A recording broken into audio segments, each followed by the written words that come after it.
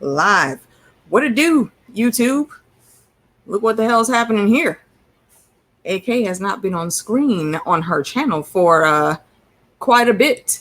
So here we are. I'm with two of my favorite folks, horror fans as I am. The wonderful Fat Dingo and Fandom D Saint, the brokest of all the broke. And we're here to talk about It Chapter 2. So, gentlemen, if you would introduce yourselves, we'll go with you first, Andy.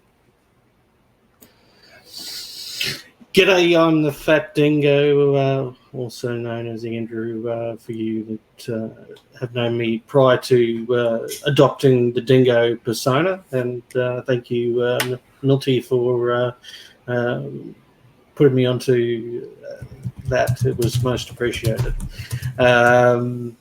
He named me. Yes, so I do have a channel where I made some reviews on some movies and TV shows soon, but thus far only doing movies. And today I'm here to talk about it with two of my good friends, Fandom D Saint. I'm now used to saying that instead of the old word. We will not mention. We will not say. And of course the lovely lady, Alicia Kingston. So thank you for allowing us to have this on your channel today. And I'll hand it back over to you. Absolutely. It is always my pleasure to hang with my folks. So I will pass on the mic to the artist formerly known as the Broke Black Man, aka Fandom D Bird Flu. Say hello to the people. Oh my gosh. I swear. It's not going away. It's not. Even when I'm no longer sick, they still call me goddamn the bird flu. It'll go down in history now as one of my epithets now. But anywho, yes, Fandom D saying here, gonna be talking about It Chapter 2 with AK and the Fat Dingo. I'm good that AK is streaming. I was worried that we was gonna get another stream in like 26 years from now or something of that nature, But no, we're here and we're gonna be talking about It Chapter 2. Word. And let me give a shout out to the chat. Revenges was in earlier. I don't know if she's still lurking in the background. Lawrence Corner is in the spot. Mackenzie Burns, Aaron Water, my lady love, and Linda Smith. Thanks for coming through. Linda said I haven't seen the movie yet, just here to see whether I might. I think you should. I think you'll enjoy it, especially if you watch part 1. And Laving Shadow, Lavy, has been missing from the community, and your absence is felt, my lady. I do hope that the little tiny human gets better soon. I'm sorry she's sick. Lav was supposed to join us, but she's got adulting to do, taking care of her baby. And the babies always come first. So before I hand over the mic to Andy, because he's actually going to be facilitating this discussion, what would you guys rate the movie overall? I'll go with you first, David. Now, for me, I'll probably rate it an 8 out of 10. Probably because it didn't live up to the greatness as the first one for me, but it was still good overall. It had its like iffy things where I wasn't like 100% with, but for horror movies that are currently out today, it still tops them. It still does. Because not just relying on jump scares, it actually still told a damn story that I was intrigued to go in and actually watch, even though it was goddamn 3 hours long. Word, yeah, that's a sound fact there. Andy, what you got? I actually think they did excellent interpretation of the book to film. I mean, nothing's ever going to be perfect, but this version compared to the Tim Curry version is so much got so much truer stuff to it. I really did enjoy it, and I thought the acting was great. They used people we know instead of no name actors. So yeah, no, I really thought the acting was great. I thought the special effects was great. I thought everything was great there. So it gives me a solid 9 out of 10. I can almost say it was almost perfect 10 out of 10. That's how much I enjoyed it. Nice. That's what's up. For me, I think I will go a 9 out of 10. Oh, it was a great movie, and I loved some of the twists that they put in there. And like Andy said, it wasn't just a bunch of random jump scares. There were moments that gradually built up to a certain climax, and that was just over and over again throughout the whole movie. And I very much enjoyed that. It does definitely keep your attention once it starts. I will say I did like part 1 better than part 2, but they're still both spectacular movies as a whole set. So, chat room, let us know what you guys thought of it. So I'm going to pass the mic over to Andy, and he's going to lead the discussion. So what do we got first, Andy? So just giving out, seeing if there's any questions from the chat yet. No. Yeah, if you do have any questions throughout the segment, guys, please, we will try and observe the chat, and please direct it at whoever you're wanting to answer the question as well, unless it's directed at all. Okay, so we start ourselves 27 years after the events of the first chapter of it, and obviously the Losers Club is all grown up. But before we get to that, we get to this carnival, and we get to see it seduce a young girl with, well, not in a sexual way, of course, but with his charisma and sympathy to try and come and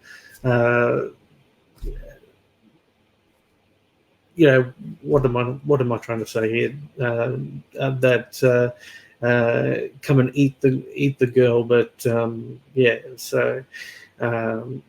I was very much impressed with the entire start of the movie with the carnival. The gay bashing.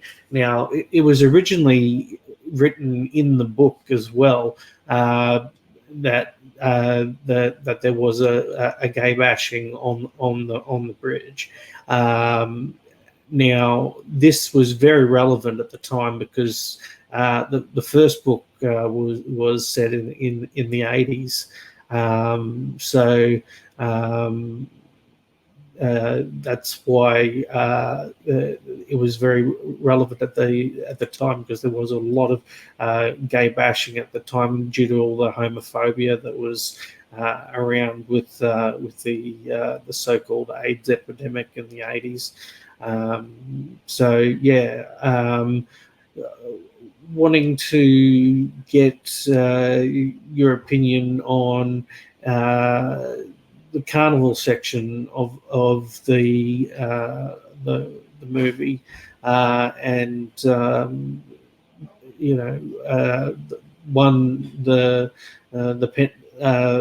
the Pennywise eating the girl after the carnival, and to the gay bashing scene and what happens there. I'm not going to give away what's going to happen in that scene, but I'm going to let Alicia Kingston talk about this scene a little bit further for you. Hopefully she's got some good comments to make on what happens. Let's see. Yeah, we started off with the carnival that everybody was doing, and little girl, she's sitting in the bleachers with her mom, and there was some type of discord going on between them. I don't remember exactly what the issue was, but the little girl was pretty much bored being there. So she sees this, I think it was like a firefly or something, and she follows it under the bleachers, and that's where she encounters Pennywise. Now, for a quick second, I thought this little girl was smart enough to go ahead and nope the hell out of there. And she almost did. She was this close. And then Pennywise, he actually, did his little fake crying thing. And she turned around. I guess maybe she was sympathetic because he said nobody ever likes him or wants to stay with him and whatnot. And I'm like, little girl, you were literally halfway to the exit. Why would you turn around? She basically caught the stranger danger vibe and turned around and started leaving. But children, I don't understand. When you see the creepy things, you run away. You don't stay there and keep talking to it. Like, it's ridiculous. And her damn mom, these parents, again, I have issues with all these damn parents in Derry. Watch your freaking children. Notice when they try to wander off. I honestly would have liked to see the after effect of what would have happened, but it probably would have just been the parents maybe forgot about her, because that's what Pennywise does. He makes you forget or turn a blind eye or look away from all the evil murdering and whatnots that he does. But I did think it was a good scene to start because it really just sets the mood of what's to come. So I think that I love that scene. And then with the gay couple that was there, that was brutal. Believe it or not, I think it was a bit more harsh even in the books. I haven't read it, but because I've been following Drinks and Knows Things, they've been talking about it on their Floats Down Here channel. So I've been following along. So I have a gist of everything that went on in the book. And it's they changed a few things, they tweaked, but I like how they did it. They actually showed that it was basically Pennywise, obviously amping those boys up that jumped them. It was just extremely brutal. It's that heavy hitting thing to where you really know shit's about to get real. As you see him kill a kid. That's kind of what he does. It's not like to be insensitive, but it's almost the norm there. But now you have this couple that are very much in love with each other. They're awesome together. You can tell their charisma. You can tell they love each other a lot and they have a decent life. And that all gets snubbed out within 5 minutes because of Pennywise's influence. And the guy, when he got thrown over the bridge, he actually made it out of the water. He was very disoriented and tired from just getting jumped, but he did make it out. And he could have been found by his boyfriend because he did jump in after him. But Pennywise got there first, and that was just horrific to see. He literally bit into his chest and bit his heart out. Like, damn, Pennywise, like, did you have to be that cruel about it? You could have taken him back to the damn sewers and had your lunch. I was just fucking rude.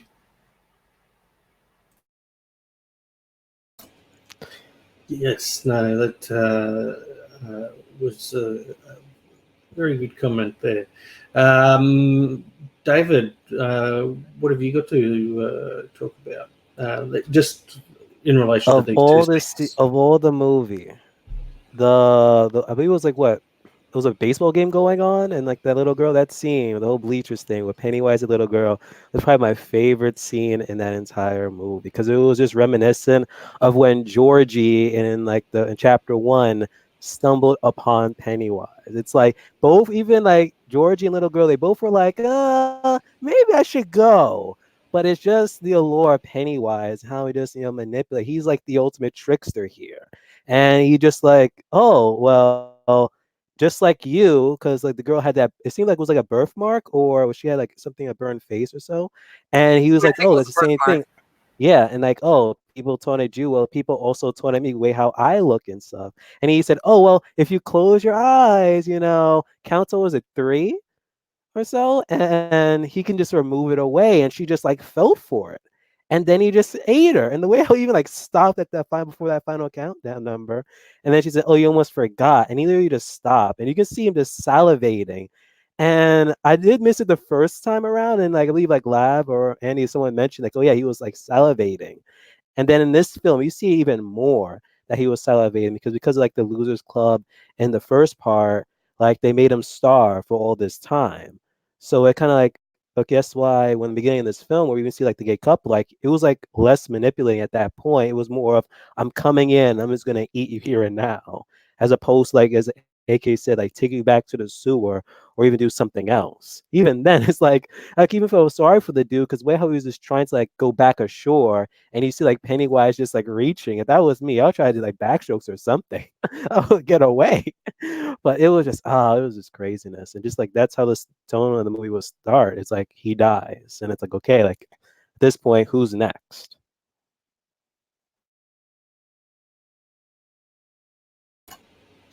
Yes, no. So, well, I did enjoy that, and that the little girl that she was in both scenes with the gay guy at the start of the movie, when he wins the prize, he gives it to her, and then she goes in for the Pennywise meal number 1 that we get to see.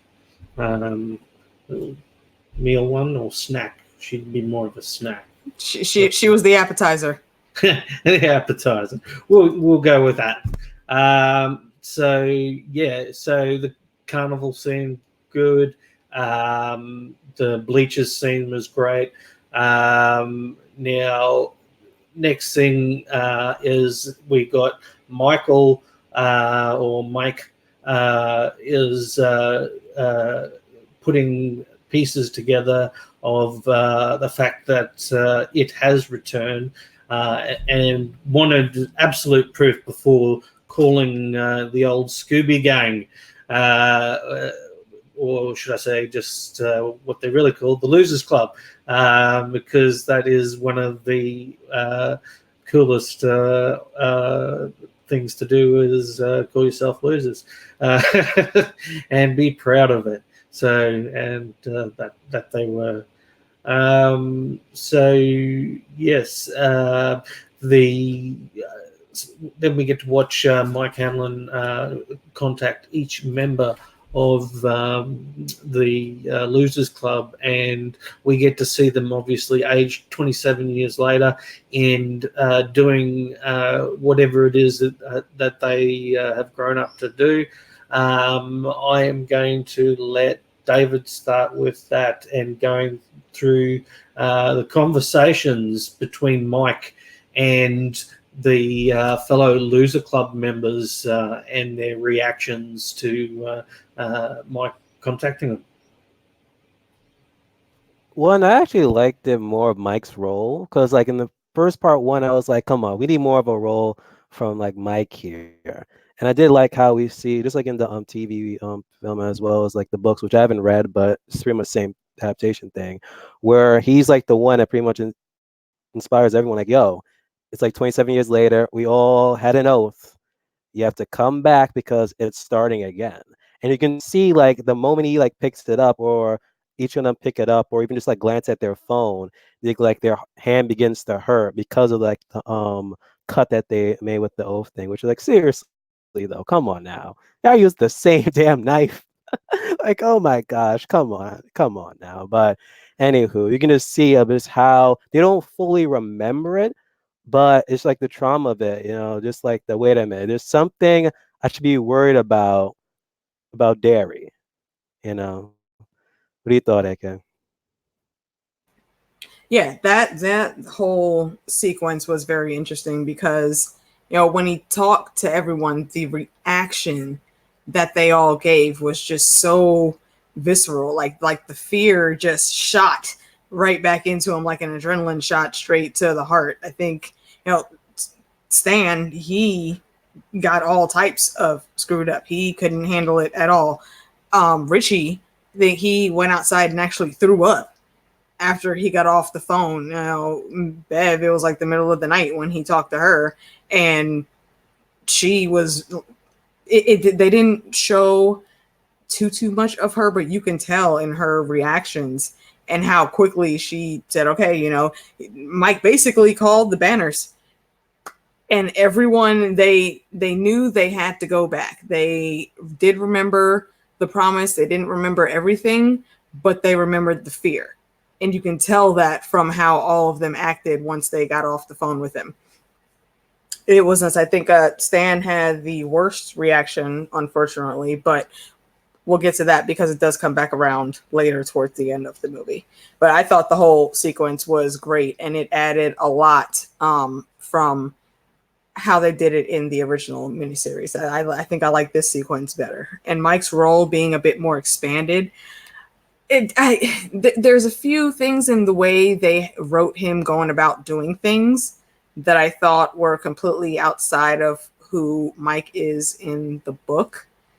And I think he would have done something a lot different if they would have incorporated more of the book personality, but it did still work for how they were doing it and affecting the memory loss that all of them went through. So it was a good part. Also, for me, did anyone else know that the actor who played Mike was the Old Spice guy? Like literally after watching that film, someone told me, "Oh, that was the guy from Old Spice." I was like, "What?" Like I did not notice it until after. He actually could act then, so hopefully you get to see like him in more stuff. Yeah, I agree. Everyone they casted was pretty much casted perfectly. Yes, no, definitely 100% agree with the casting. Just while we are mentioning that, the cast was, of course, James McAvoy played the role of Bill Denborough, and Jaden Martell played the young role of Bill. Jessica, I imagine Chastain. Jessica Chastain.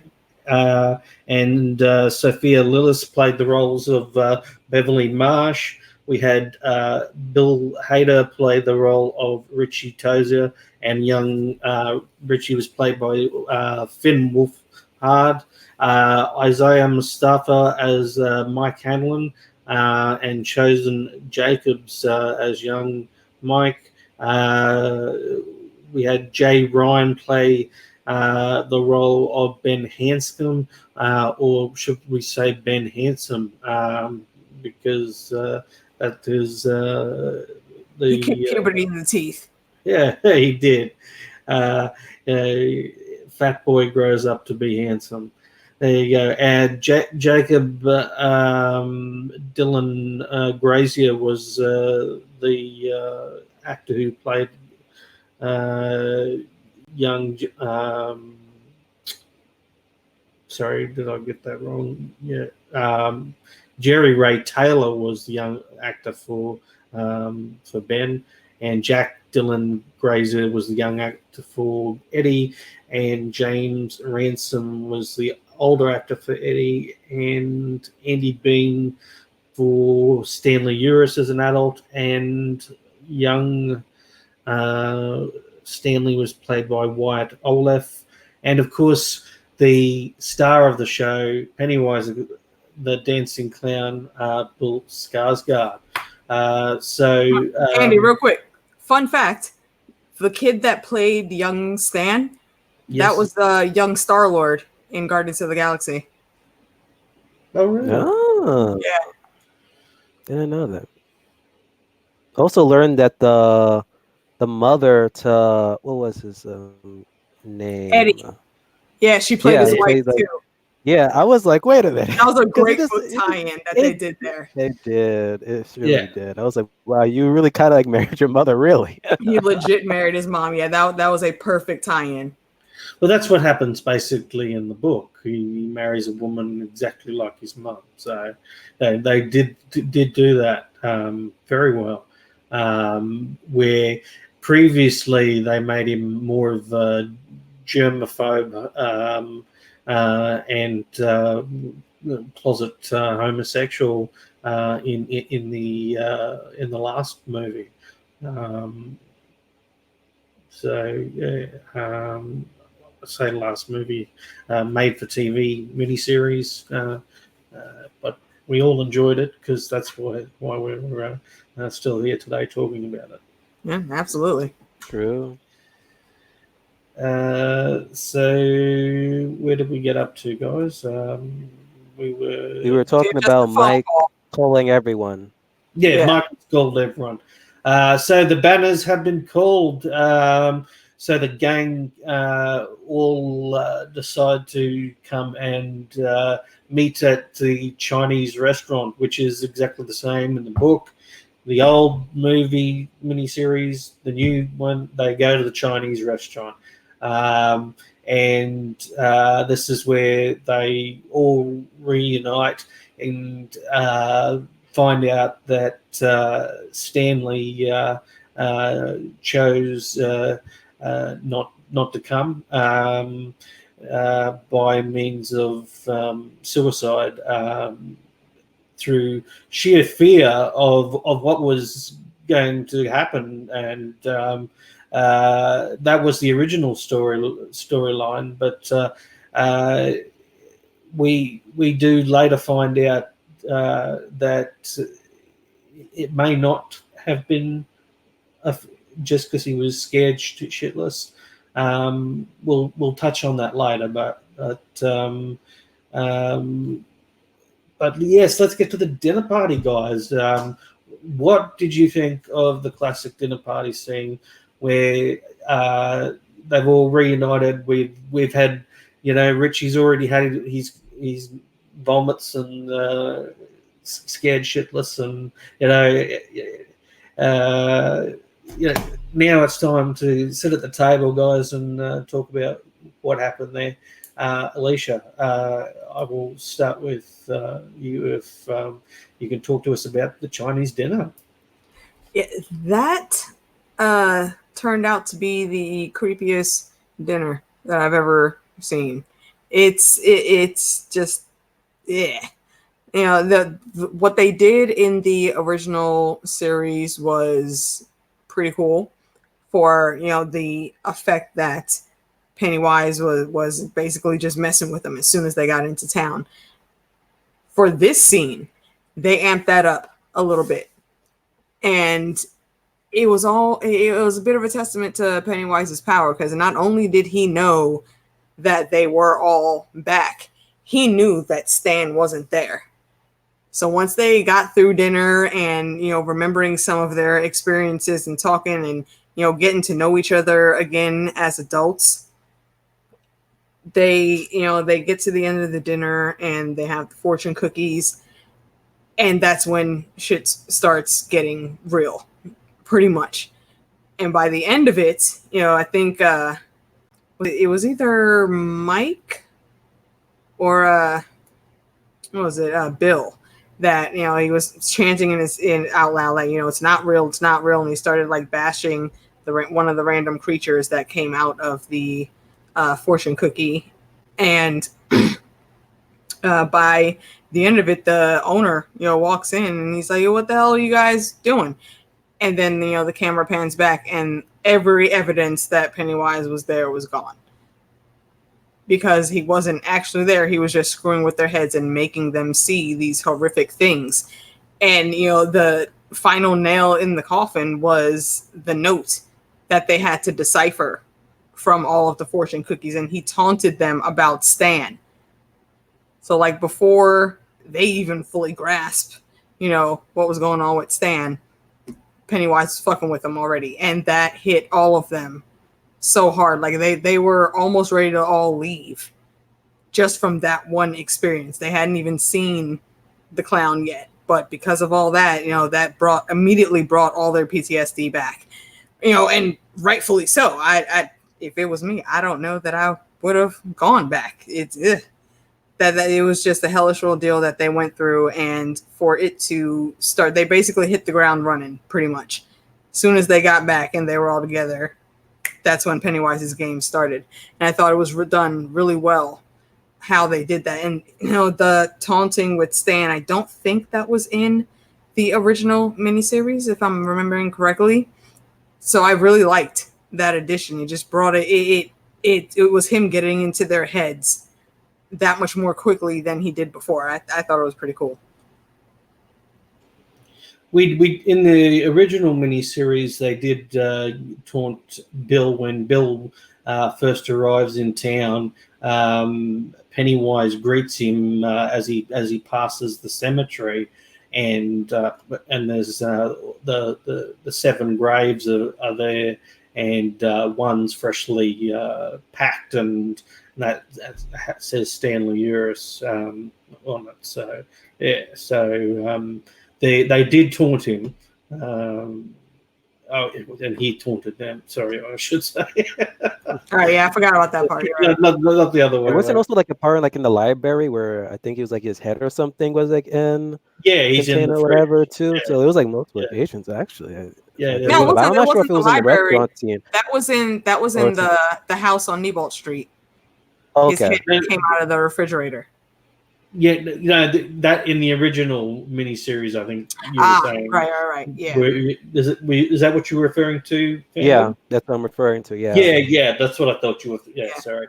Right. I'm trying to keep up with it. I didn't want to cross which ones we're talking about and look silly. Anyway, sorry about. I should have said adult Stanley because that was like the adult Stanley. Yeah. So, but yeah, I could talk about the restaurant scene and my take on it. But like the restaurant, because I was like talking to my brother about this film, which he actually enjoyed this one as well, where he was like, "Oh, this part really didn't scare me." I'm just like, dude, if a fly goes over your food and you go into a panic, imagine if a freaking monster or something just came out of your freaking food. You'll probably die of a heart attack or something, And I don't freaking hate when people mess with my food. So just seeing this alone, I'll be like motivated to go fight Pennywise. But yeah, like just taunting them. Even I think they even like added the in the tank. It kind of reminded me of like The Walking Dead with the governor, how he had like the walker like heads in this tank, and they even did like that within this scene. So they like hyped it up even more to even just taunting him with the whole Stanley thing. It was just ridiculous though. But again, just seeing them all like together again and be like, oh, so it's been like 8 years since we've seen you guys. I'm not sure. Did Beverly faint as well? Or was that just the TV series that she had faint? So I remember she fainted in the TV. I think that was the TV series she fainted. That was just the she faint? Okay. Yeah. So, yeah. And they all go to catch her. It was basically at the same time. Yeah. That typical everyone wants to help Beverly, oh, Beverly. Yeah. Yeah. But I think AK is just, she'll come back. So I guess we can go into the next one, and then when she comes back, we can tackle her. Okay. So, well, I want to talk personally about my thoughts on the dinner scene. Oh yeah, my bad. Yeah. So no, fuck you guys. It's not just about you. I have feelings as well. So anyway,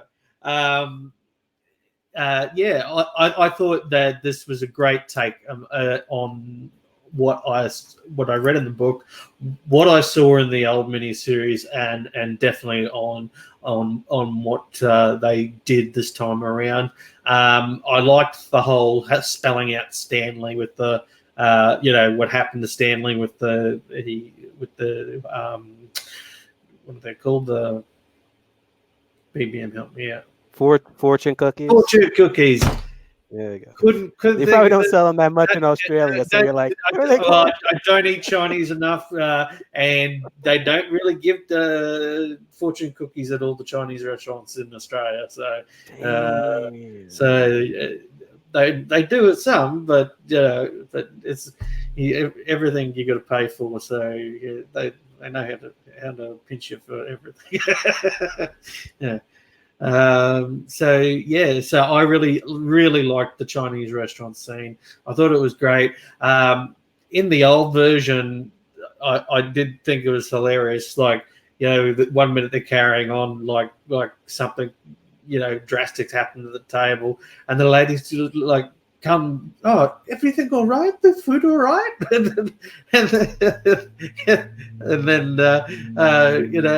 And they're all like, yeah.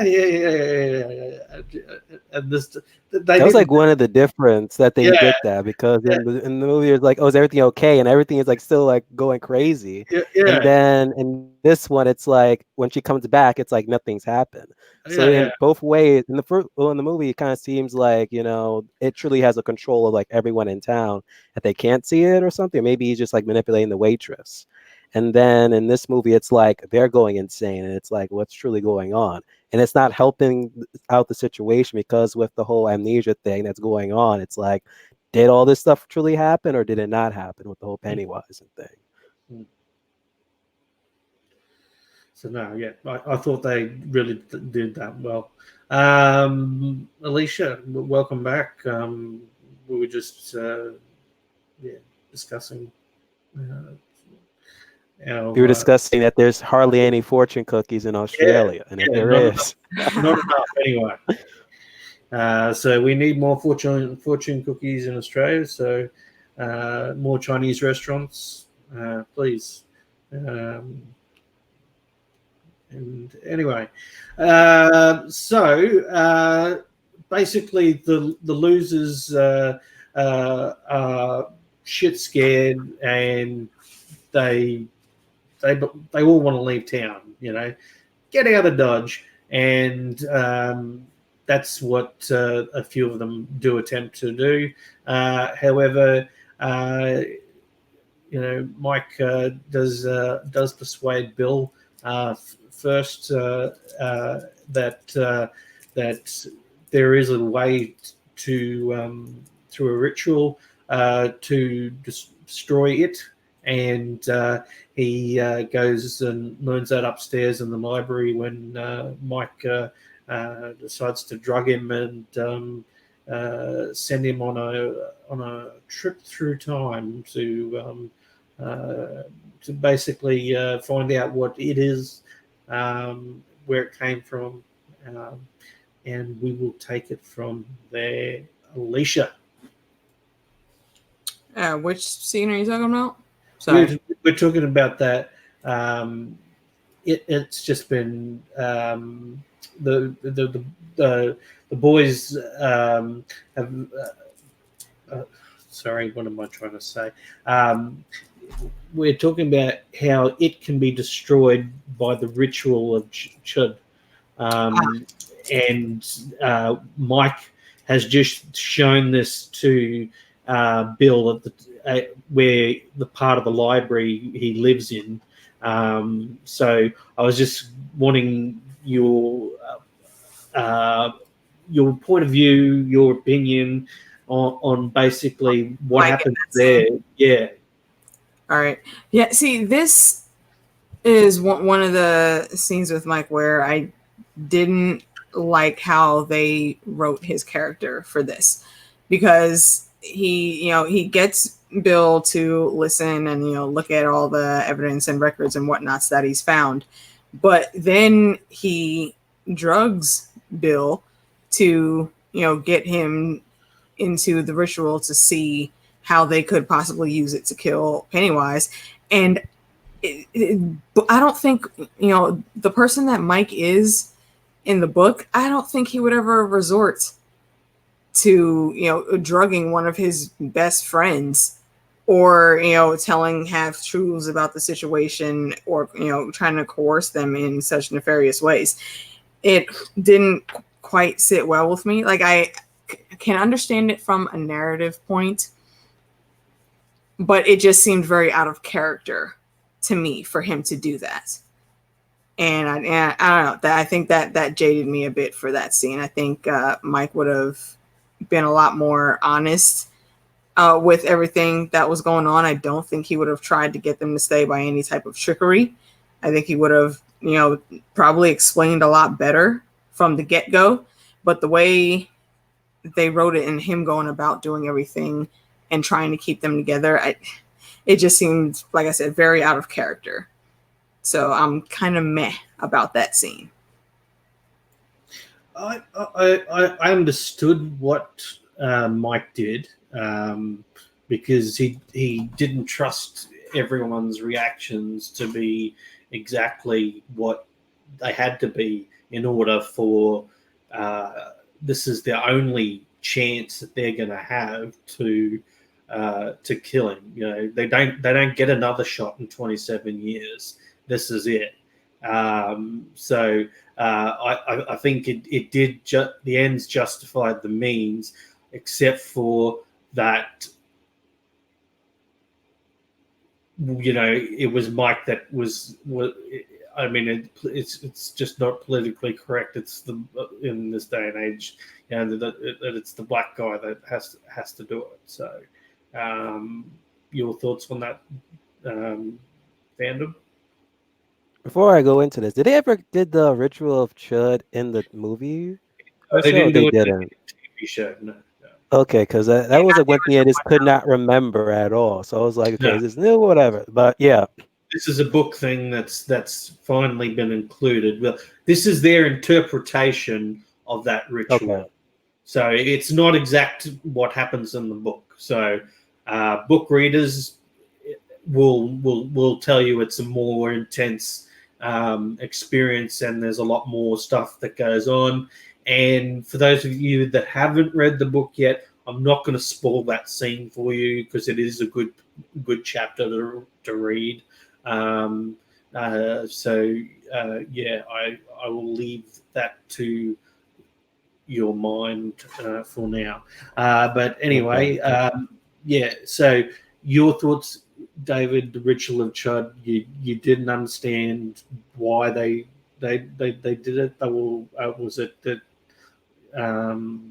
you know? For me, one, the whole Bill Cosby thing that was going on. I was like, before he even like gave him the drink, or the way how he was doing it, I was like, wait a minute, did he put something in the drink? Damn it! Why'd you have to use that analogy? It's a Bill Cosby scene. But the way how it was going on, I was like, I literally looked at my friend and I was like, he put something in the drink. He had to have done something. And immediately started hallucinating. I was like, yo, he put something in the freaking drink. And it did happen. I see, and even like, I understand why he did it. And like, and even Andy was saying, it was like, up until that point, like no one was buying or just taking it serious that they had to defeat him. So at that point, he like had no choice but to drug him. So, you know, even though, again, it's not good to drug people, we're not saying that it's good. But with this character, he said, like, okay, I have like no other choice. I have to like do like things that are just like against my own character in a sense. So it's like I see why he did it. You know, I'm not sure how, if he's like the same way in the books, like he's the one who tells everyone about the ritual or not. I'm not 100% sure. And like Andy's still not going to tell me anything. He says he wants me to read the book to find out myself. But I don't know how it gets to that position, but for this movie, they just went it that way. I can see why they did it. But for him to be the one to drug him, it's like, come on, man. Come on. Right. Of all people. Yeah, that's what I'm saying. It really just didn't sit well that they had him go there. There was a lot of political correctness changes in the movie for a lot of Stephen King stuff was written in a lot different time. So yeah. I'm not justifying anything that is ever written by any author. That's up to them to justify. But I will say that it was written in a different time and era. The 80s were different, and even Stephen King says he's got his own regrets. Yeah, he said he was like totally coked out of his mind like half the time he was writing it. So yeah, there's some real sketchy scenes that happen in the book. Real quick, Andy, before we move on to the next topic, we actually did skip one, and that was in the very beginning after the phone calls. We got a cut to what's the boy's name? Not Henry Pat. Bowers. Hey, yeah, we got a cut to Henry, and we saw him at Juniper Hills, and at first he was just sitting there looking like his random weird self, and then he saw a balloon come past the window, and he started getting extremely hyperactive. He was riling up all the other patients, so the orderlies got him out there, and the hallway they were going down, he could look in the rooms and see the window, and the balloon was like following them, and he's like waving and laughing at the balloon as they carry him to his room.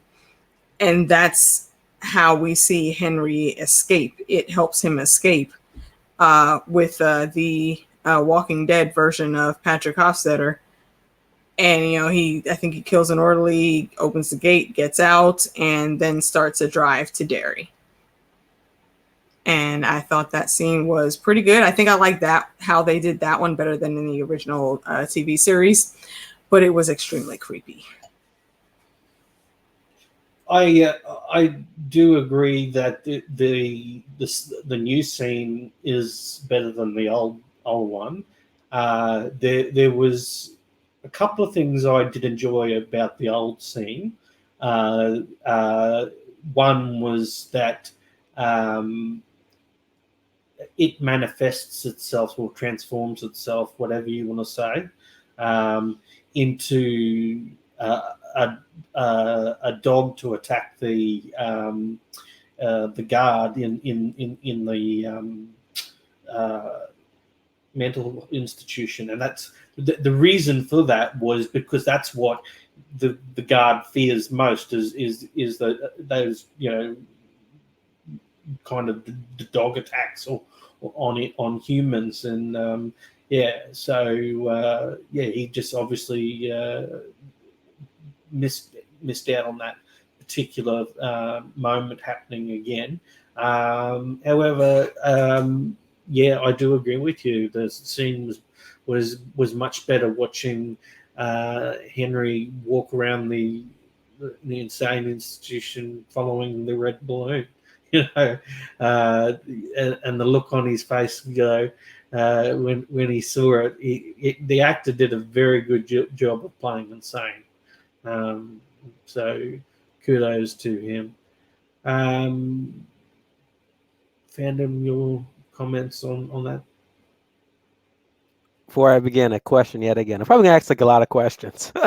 Like the mental hospital, that was in Derry or outside of Derry? I believe it was outside of Derry because he had to drive a bit of ways to get there. Okay, so that even tells even like more like of how Pennywise has like influence even outside of Derry. Because if he was able to not only get with that balloon, but even have his like dead friend to deliver him like the knife, to even drive him to Derry, that was like another thing. I'm like, how is this guy literally driving him back there? I was like, what the hell? But honestly, as a whole, when it comes to the character of Henry Bowers, that was like my least disappointing thing. And I kind of wish that they would have axed from this film and put something else inside.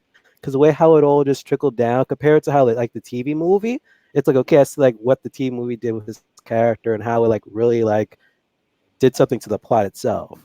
But the way how they insert him into this movie, it was like you can cut out his scenes and nothing really would have changed. I think in the original, it was Pennywise talked through him through the moon. Like he projected his face onto the moon, and that's what Henry was looking at when he was looking out his window. Okay, so that'll explain why some shirts I see like Pennywise as the moon or something. So it's probably reference to this scene. Okay. Yep.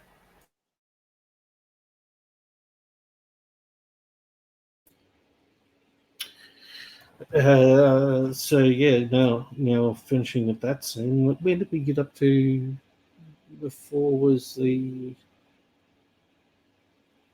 will we now talk about the flashbacks now? About them like getting like their trinkets or something else? Let's move on to that. But anyway, so they've had the dinner. Some of them go back to the hotel. Obviously, we've discussed what happened with Mike and Bill having the experience of going through the ritual chud and what that is. Now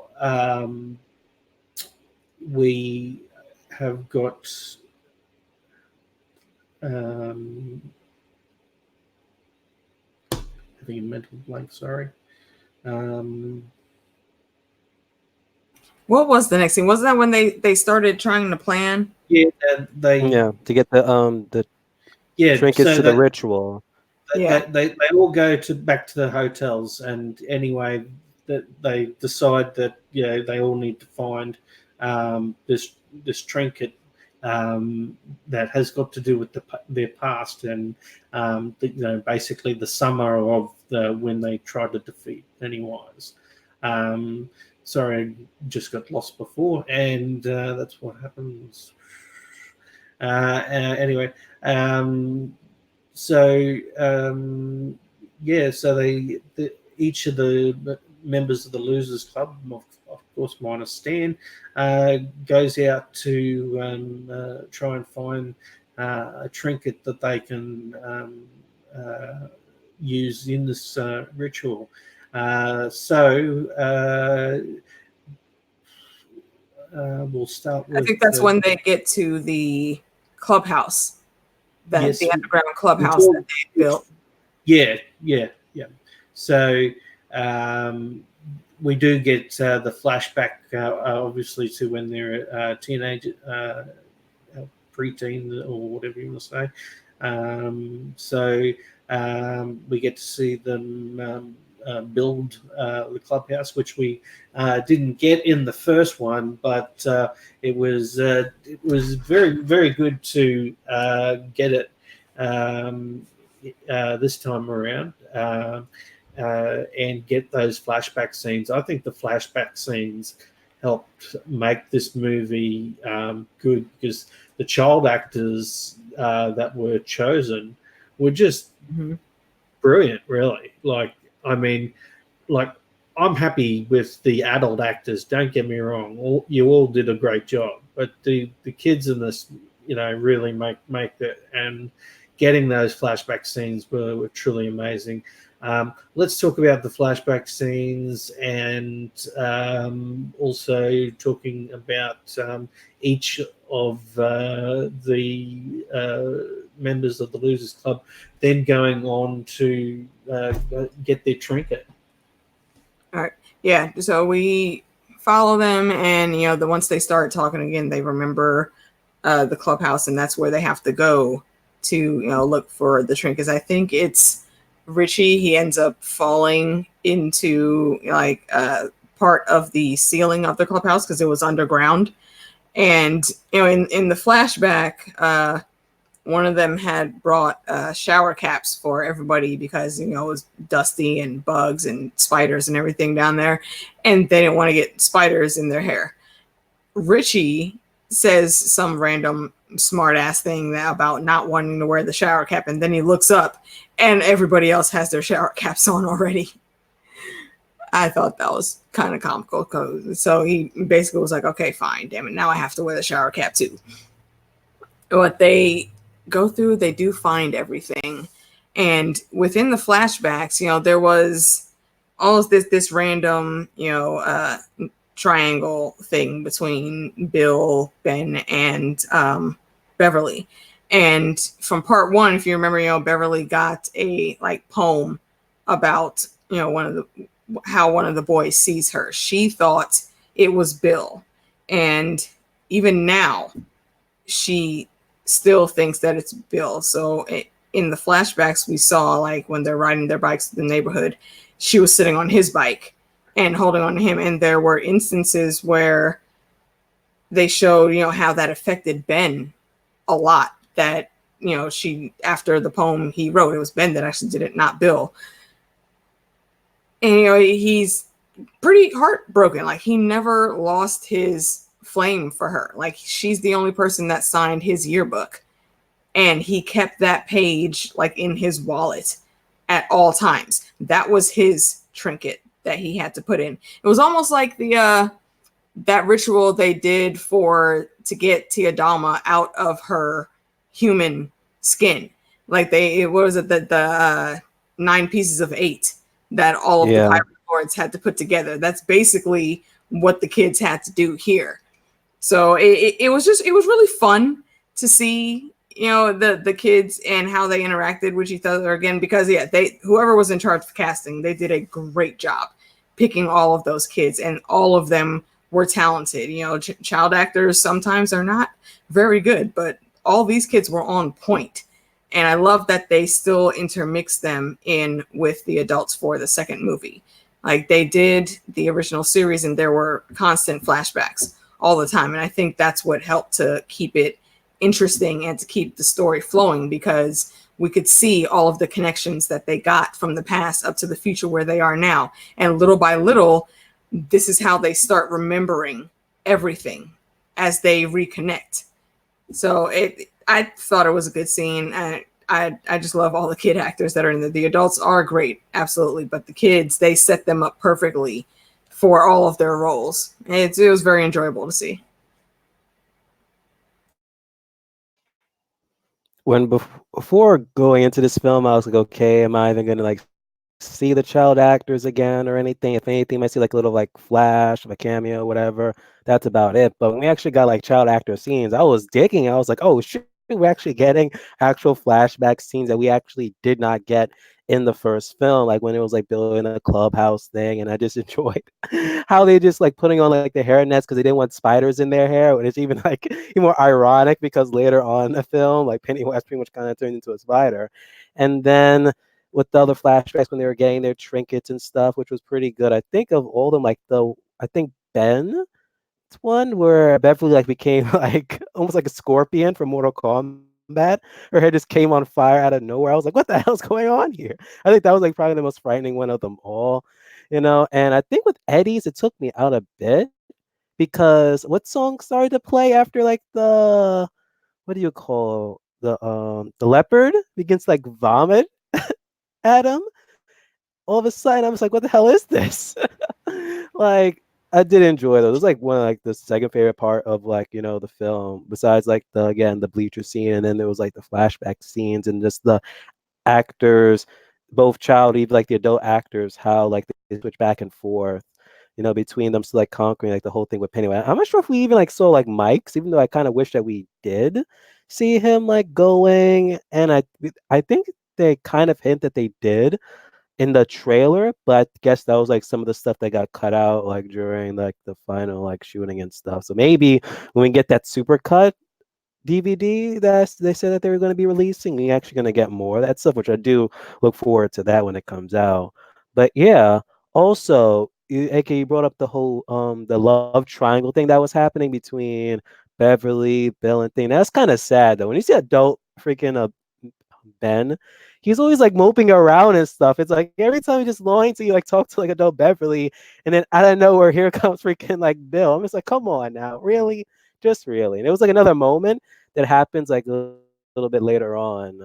But someone remind me to touch back on this like love triangle before we get to like the second carnival scene that happens later with Bill and things. So someone remind me, please. But yeah, I did enjoy like the flashback bits.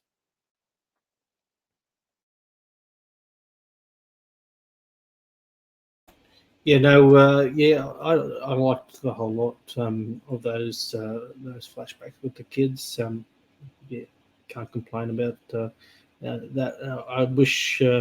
I wish they did the Cubby House in the first one, because the first mini series, you see them building. They're not building a Cubby House, but they're building a dam in the burrows, and that's how they all unite over building a dam. And that doesn't happen this time around, which makes the story slightly different from it chapter 1 2017 to it chapter 1 1990 or 19 was it 91 or something like that. So yeah. No, so I very much liked that we got Stephen King cameo in when Bill goes into the secondhand shop for um, buying the bicycle. The shopkeeper is none other than Stephen King. For those of you who didn't recognise him, yeah, getting that little cameo as like Stan Lee fans used to get in the Marvel universe. So it was good for me. Yeah, I thought that was also a really good nod from him also, because a lot of times he's not too big of a fan of the movie adaptations from his books. So to see him take this cameo, I think that that's awesome and a great show of respect for everybody that put time in and for putting this new segment together. Yeah. I liked that they used the line, he kind of had a crack at himself with never being able to write a good ending. So yeah, he writes these amazing books, and he just doesn't end them very well. So he's criticized a lot for that. But everyone knows he's still an amazing writer, regardless. Mm-hmm. You Americans should be proud of him as for modern day American literature.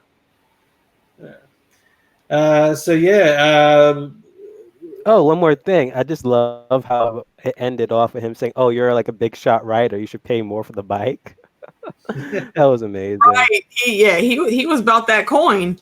And Bill's like, "Oh, do you want me to sign your book?" He was like, "Nah, I didn't like the ending. I'm good."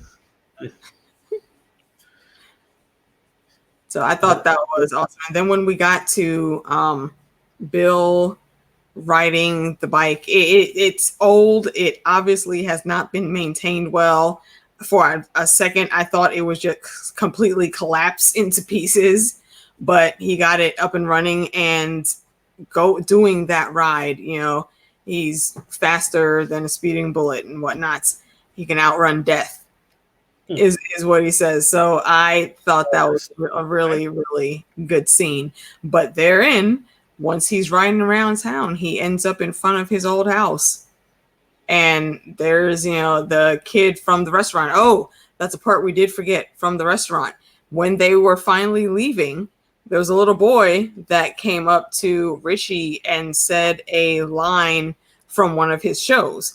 But Richie, being Richie, he didn't see it that way, and it was because of what just happened with it and the fortune cookies, and he thought the kid was maybe Pennywise messing with him, so he starts like yelling and screaming at the kid.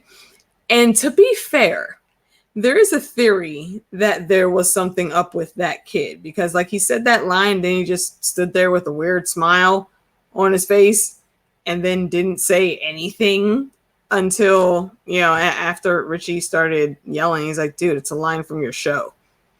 And Richie was like, "Oh, okay, sorry, I didn't know you were a fan. Do you want an autograph?" And by then the kid's parents came over, and all they did was give Richie a couple dirty looks and walk the kid away. If I hear or see someone yelling at one of my children like that, I'm not just going to grab the kid and walk away. I'm going to ask you what the fuck your problem is. So, and it's almost a testament to how, it makes things disappear from people's memories, and seeing anything that could be harmful to it. It just seemed weird at that point. And then now we get to the house, and that's where the kid lives. And Bill sees him, tries to tell him to be careful. He has a whole ordeal where he's looking into the sewer and almost gets himself killed because he gets halfway pulled into the damn sewer. Like, why are you stopping and putting your hands in sewers? What is wrong with you and your brother? Damn it. Stop doing anything near sewers, Bill. You almost died. It's a miracle that he even got away. Like, I wouldn't put my hand in the damn sewer if I knew that that's how my brother kind of died. like, how did you allow yourself to be roped into that, Bill? You're smarter than that. Why the hell do these sewers not have grills on them? Like, you guys, honestly, that's true. Do you guys have grills in America? No. It depends on where it is. Yeah. If it's, a lot of times I think I've seen in like parking lots, there is a grate that's over the hole, but that one there, that's very common. When it's on a street, it's mainly for drainage of rainwater. Yeah. Mm-hmm. So that's why it's open like that. So I don't know. I And guess also it's just on your theory, AK, like I questioned a little kid at first when he said the line, and it was like that sudden pause there. But then, like later in the film, he mentions that he doesn't like, even write his own jokes. So it's like, okay, so maybe that's why he like paused out of nowhere, because he himself never wrote it.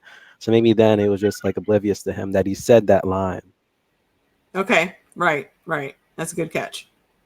But a comedian, if they don't write their own material, they still know their material. They've got to memorize it so that they can get up there. But in the beginning of the film, he literally phases out and like he forgot the line to his joke. Remember? So it's like he needs to forget. That was, but under extreme duress, he's, which just happened right now. It was literally just with the restaurant. And, he just had that ordeal. It's Richie's PTSD, and but we do see the little boy again one more time after this scene. So what happened in that scene kind of debunks that theory, unless maybe it really was just Pennywise messing with Bill. Mm-hmm. So I don't know. I think that scene wasn't even originally in the film. I think James McAvoy said that like there was something missing, and then they added that scene with that kid. So I did like that. Okay, I didn't hear that. Nice. Yeah, no, I liked. I thought the kid was really cool. Actually, spoiler alert: he fucking dies. The trailer almost pretty much kind of spoiled it, though. When you look back at it, I was kind of disappointed when I was like watching. I was like, wait a minute, I know what's gonna happen.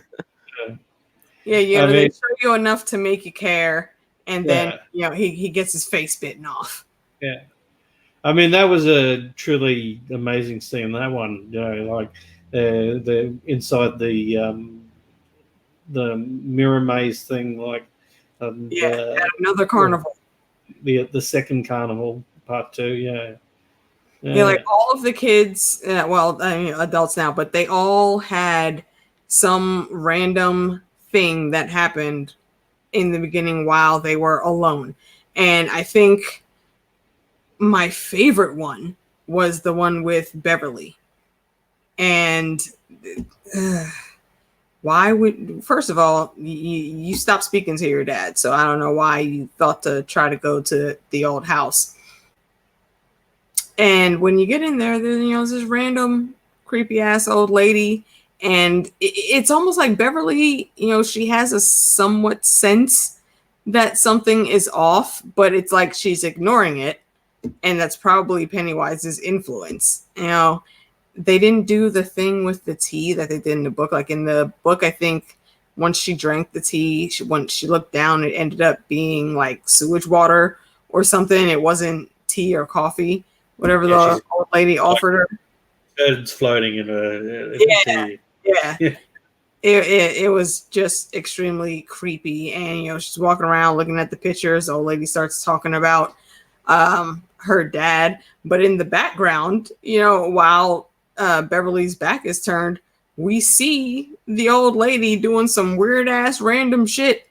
First, she just like puts her head around the corner and looking all creepy, and then next thing we know, she's naked and she's doing like a half scoop shuffle, dancing past the opening to the kitchen. And I'm like, wait, why did she have to be naked though? I did not need to see that, not ever. But it was good to see it though, because above all, Pennywise is a comedian. He has a very dark sense of humor, and I thought it was fitting. It was weird, but it was fitting because it was Pennywise. He's like a level 9,000 Boggart. If for all you Harry Potter fans, Boggart appears to you as the thing that you fear the most. Pennywise literally is fear. And he's capable of making anyone see anything at any time. Even if they're in the same room together, they could all still see different things. So he's a ridiculously overpowered boggart Pokemon. And when Beverly, starts hearing, that she was her daddy's little girl, I was like, are you still daddy's little girl, Beverly? And for whatever reason, it took that long for it to click in Bev's mind. And the next thing we know, there's gigantic naked grandma rushing Beverly and smacking her around the living room. And I don't know about y'all, but that shit was just ridiculously creepy. And I did not appreciate my eyes being violated. In the first one, the father doesn't die, but however, in the 2017 one, I'm pretty sure the father dies when Beverly hits him in the bathroom, and they have to clean up. Yeah, she was going to stay with one of her aunts at the end of the first one. Yeah. So yeah, definitely. Where in the old one, she goes back to the house because she still believes the dad's alive. So, but in this, she's obviously even completely forgotten that her father died, and she's moved to live with her aunt. So, I mean, who has that level of forgetfulness? I mean, not me, but some people do. Did you speak on that yet, David? I think I kind of talked about it in the flashback parts, though, but this is kind of like one of the scenes where I kind of wish that they just did not put in the trailer, because I think it was like that, 2-minute or so trailer with the It Chapter 2 movie, and like it was like this long on with the Ole, even though they didn't show us like the Ole like transforming and attacking Beverly, but that whole skit there, like they did put in the trailer, and just like I kind of wish that they would just kept that with the film though. But also the whole Pennywise just at the end with like the quote unquote father, the lady's like father, and he just like begin to put on like the Pennywise makeup and stuff. I was like, wow, that was like really just terrifying there for me. I agree. Want to talk about the fact that we had a then closet homosexual character in the story, and I believe still closet homosexual at the closing of the story. This is a bit of a spoiler. We do see that Richie is battling with the secret as a teenager in his flashback, and Pennywise taunts him. I know was it? Did he use the word "dirty little"? Yeah, I know your dirty little secret. Yeah. Exactly. Yeah. So let's get the things right. This is not me quoting. This is not me saying that. That's what happened in the movie. I don't actually agree with that. So anyway, now he did have a secret, and many people do battle with this in their lifetime. And it can be an extremely hard thing for anyone at any age to come out of the closet and say, I'm gay, and for the people around them to either accept them or not. How did you think it was them using this as a topic of like, apart from the gay bashing earlier, using Richie as his fear originally was clowns, but it's manifested obviously to becoming true to who he actually really was. Your thoughts on that, AK? Yeah, I thought that was actually pretty interesting. Like, I did not expect that to be a thing at all, but kudos to whoever thought that up. I mean, it's, Richie had a lot of issues, and the way he is, where he's always, talking and telling jokes and just being extra, that it was him dealing with his abandonment issues. Like, and that's the thing, when you have, like, all of these kids have the shine. And the way the shine works, it's almost like the mutant gene. It's like triggered by some random trauma in your adolescence. And all of those kids had really hard home lives. Richie was his parents neglecting him and like not paying attention to him. So when it comes to, him being out around people, he, does what he thinks he needs to do to have people, actually see him. So for them they tossed in that bit of extra. It kind of made a lot of sense. Also for his personality, that's something that, a lot of people struggle with that and they hide it. But for Richie in particular, it absolutely makes sense, especially living in Derry and being bullied all the time. You would never want that secret to get out. Even in his adult years, he, tried to ignore it and he was still hiding it almost up until the very end. And he still didn't really tell his friends about it, but he, we saw him carving him and Eddie's initials. Like, it always looked like he was bashing on Eddie, but it was pretty much the playground crush. When a boy likes you, they'll, push you, pull your hair and do all this nonsense because they don't know how to properly express what they're feeling. And that's kind of what Richie went through, growing up with his life. And the way they did that in the park with him, I think him and Beverly were my two favorite flashbacks, or meshings of the flashbacks when they were kids. The Paul Bunyan statue that came to life, and then Pennywise, they had a great sweeping shot with that huge pyramid of red balloons that Pennywise was floating over Richie. And I thought that looked extremely cool. And the way Pennywise is just able to get into your head and taunt you with everything that's in there, every secret, every random thing that embarrasses you or could hurt you, he has access to that. Like, you can't cast the Protego charm and protect yourself from Voldemort getting into your brain with Pennywise. He's too high level for that. So seeing Richie, at that point, it almost wasn't even the clown or being in Derry.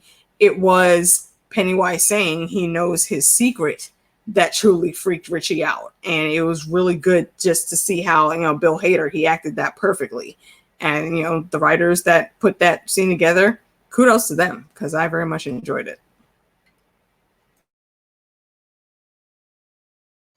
If you want that Pennywise holding the I Heart Dairy Funko Pop, it's available right now. I think Andy got it. Do you? Do you have that Pennywise, that new one? Yes, I know he does. Yeah, I'm contemplating on buying it. I don't know. I have too many Pennywise Funko Pops on me. I don't know. Maybe next stream or so. Pennywise. Oh, that's what they always say. But anywho, yes, I did enjoy this one. And also, I think it was in the previous stream when we talked about the first movie, I think someone brought up that Richard could possibly be gay and they could explore that in the second film. And then that kind of went over my head because I didn't see it coming. And literally the first scene where we have Richie and he does the joke that wasn't complete there. He was like, "Oh, my wife walked in on me while I was masturbating to what was it, her male fan's picture on Facebook there." So immediately my eyes just opened. I was like, "Oh shoot, they're actually gonna do it." So they're actually gonna explore and probably have him open up to his friends that he was gay, which didn't happen, in this film, which I kind of wish it did though. But at least we got him carving on his wood, R plus E. So that was satisfying there, But yeah, the way how they even did it in this film, it didn't feel like it was just forced out of nowhere. It just gradually happened, so it didn't feel like it was just there, in your face, every single scene or so that was with Richie. So yeah, they did it pretty well, in my opinion. Yeah, and I think that's why I enjoyed it so much. It was very reminiscent of Dumbledore in J.K. Rowling's Oh. Harry Potter books. It's just something that is. It didn't need to even be made a big of a deal. And, Richie wasn't ready to tell still at the end. So he kept it to himself. And they didn't make anything, like hugely extra about it. And I think that's refreshing because really it isn't that big a deal. You're an awesome comedian that just happens to be gay. So, I'm glad they didn't try to, make it extra and more than what it needed to be. I thought they handled it very well. Mm-hmm. Yeah, it was good to see some good self-acknowledgement in the end. He was happy of who he is and what love he had to share with whom he loved. We don't get to choose that often in life. It just happens. You feel the love, and it just happens. So yes. Anyway, so any more of the kids that we flashbacks that we need to talk about? We've covered Bill and Mike. Eddie.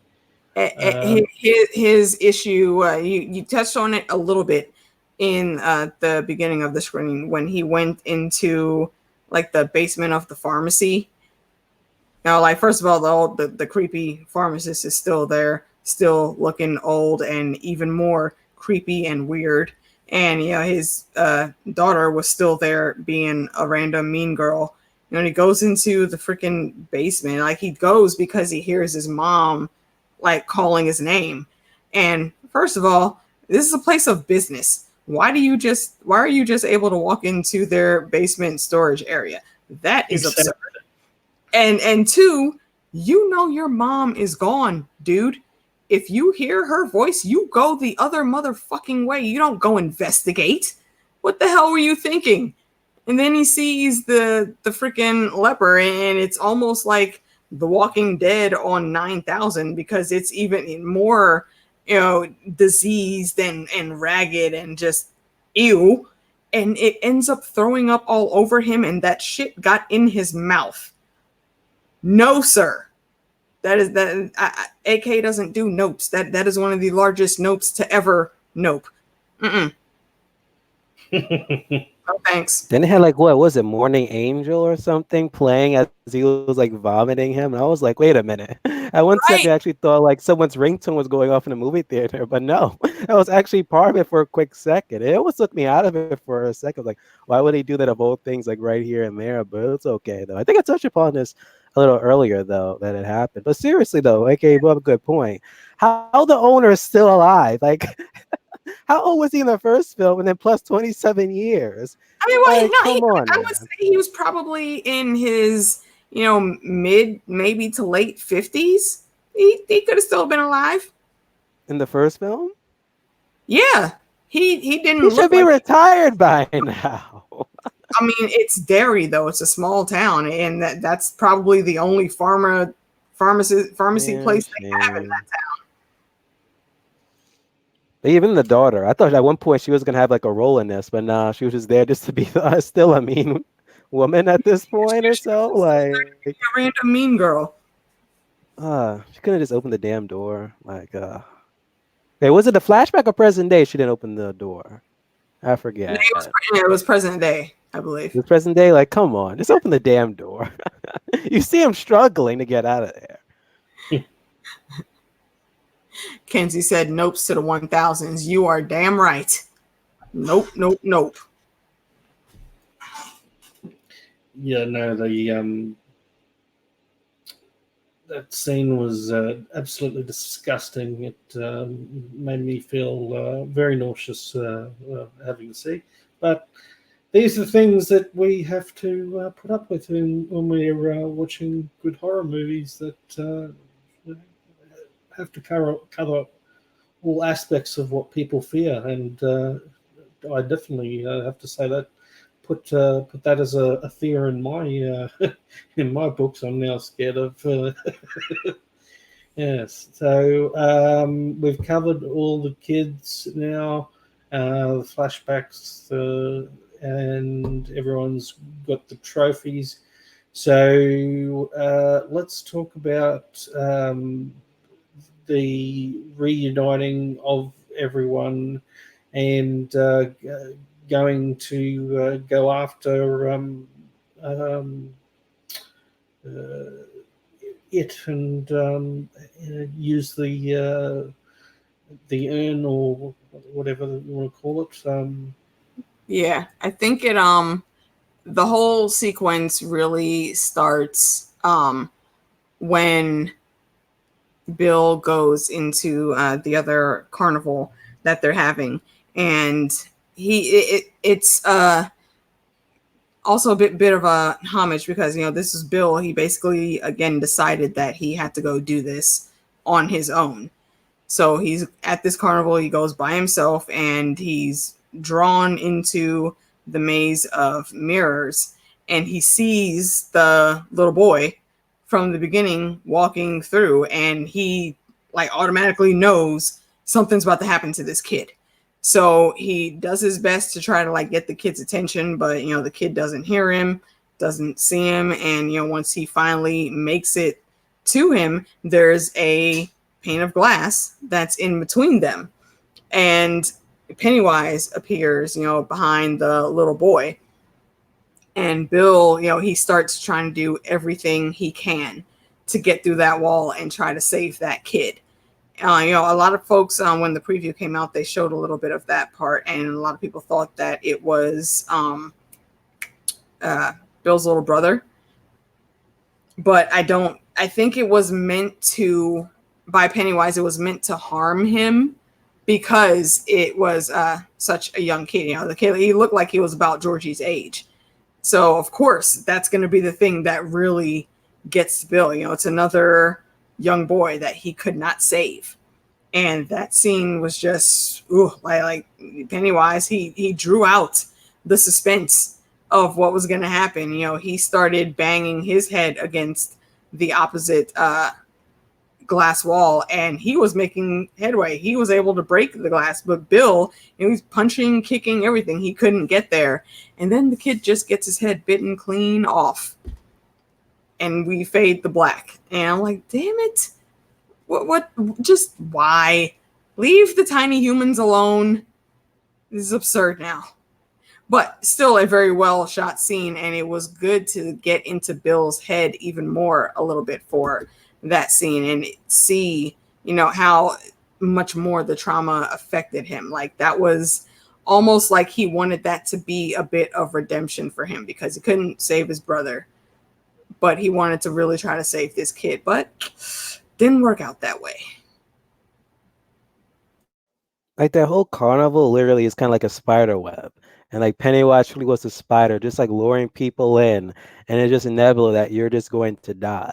And that pretty much was the scene. Like I said, it was just building up. And I doubt it. Because even kind of wish it was like taken away out of the trailer though. But it was like because you could have been like hopeful that Bill was gonna like actually save this kid.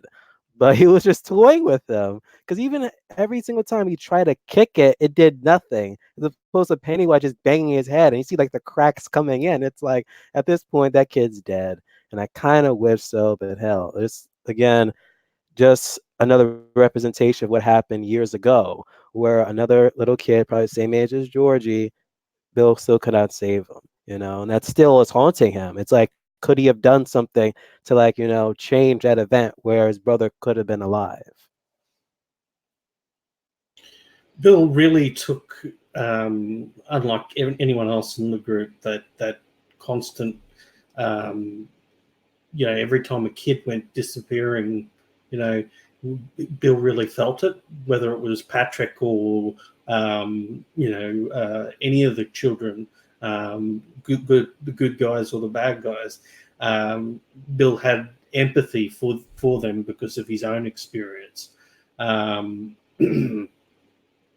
But yeah, that's just my view on that. But which actually makes more like weight to like why Mike specifically, drug like Bill or just trying to convince him more than any other member, because with compared to everyone else, like he has like that like even more emotional weight towards Pennywise because he did like kill his brother. Yeah. Right. I agree. I think if you're okay moving on, Andy, this is where once Bill's out of there, that's I think that when they reconvene again and they finally, work up the courage and whatnot to go ahead and go down into the sewer and do everything. But this is the part just before they got there. That's the part where Henry came back and started going on the attack. Before we get into that, I was supposed to bring up this point with the love triangle thing. Yes. It irked me a bit that Beverly literally just kissed Bill, knowing that Bill has like a freaking wife, and it's like, what's going up here? Like, Wait, why on earth did she just kiss him for that? that's actually a thing I was questioning. Did they actually say Bill was married in this one? Yes. Okay. Okay. It's still the well-known author. It's like they should like keep tabs. Like, wait a minute, ain't he married? And he just like that was like one thing that irked me a bit. I'm like, why is she just straight up kissed him, regardless if it was a flashback thing or so It's of not that even. moment? Like, It's not even that she kissed him, but he kissed her back. Bill, you're fucking married, my G. What are you doing? and they didn't even like show anything where he was like having like struggles with his marriage or anything. Besides that one thing that she kind of agreed that hey, you can't write a good ending. But other than that, they really didn't show like nothing like any marital struggles. Beverly, yes, so I could see why she would possibly, but still, you should know that he's taken, as opposed to freaking Ben over there who was sulking. I'm not sure if he saw it or not, but even if he did, he would have sulked even more. It's like, damn, still nothing. Yeah, those are two characters that they dropped from the book and from the original miniseries. Because, when this whole thing was going down, Audra actually went to Derry, and so did Beverly's husband. And that was a whole ordeal to deal with in the books as well, especially where Beverly's husband was concerned. I'm kind of,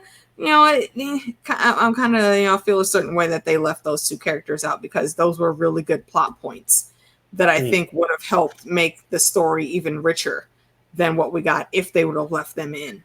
I was very disappointed those two characters didn't get seen again. Where that's the book story. That's the story from the old miniseries.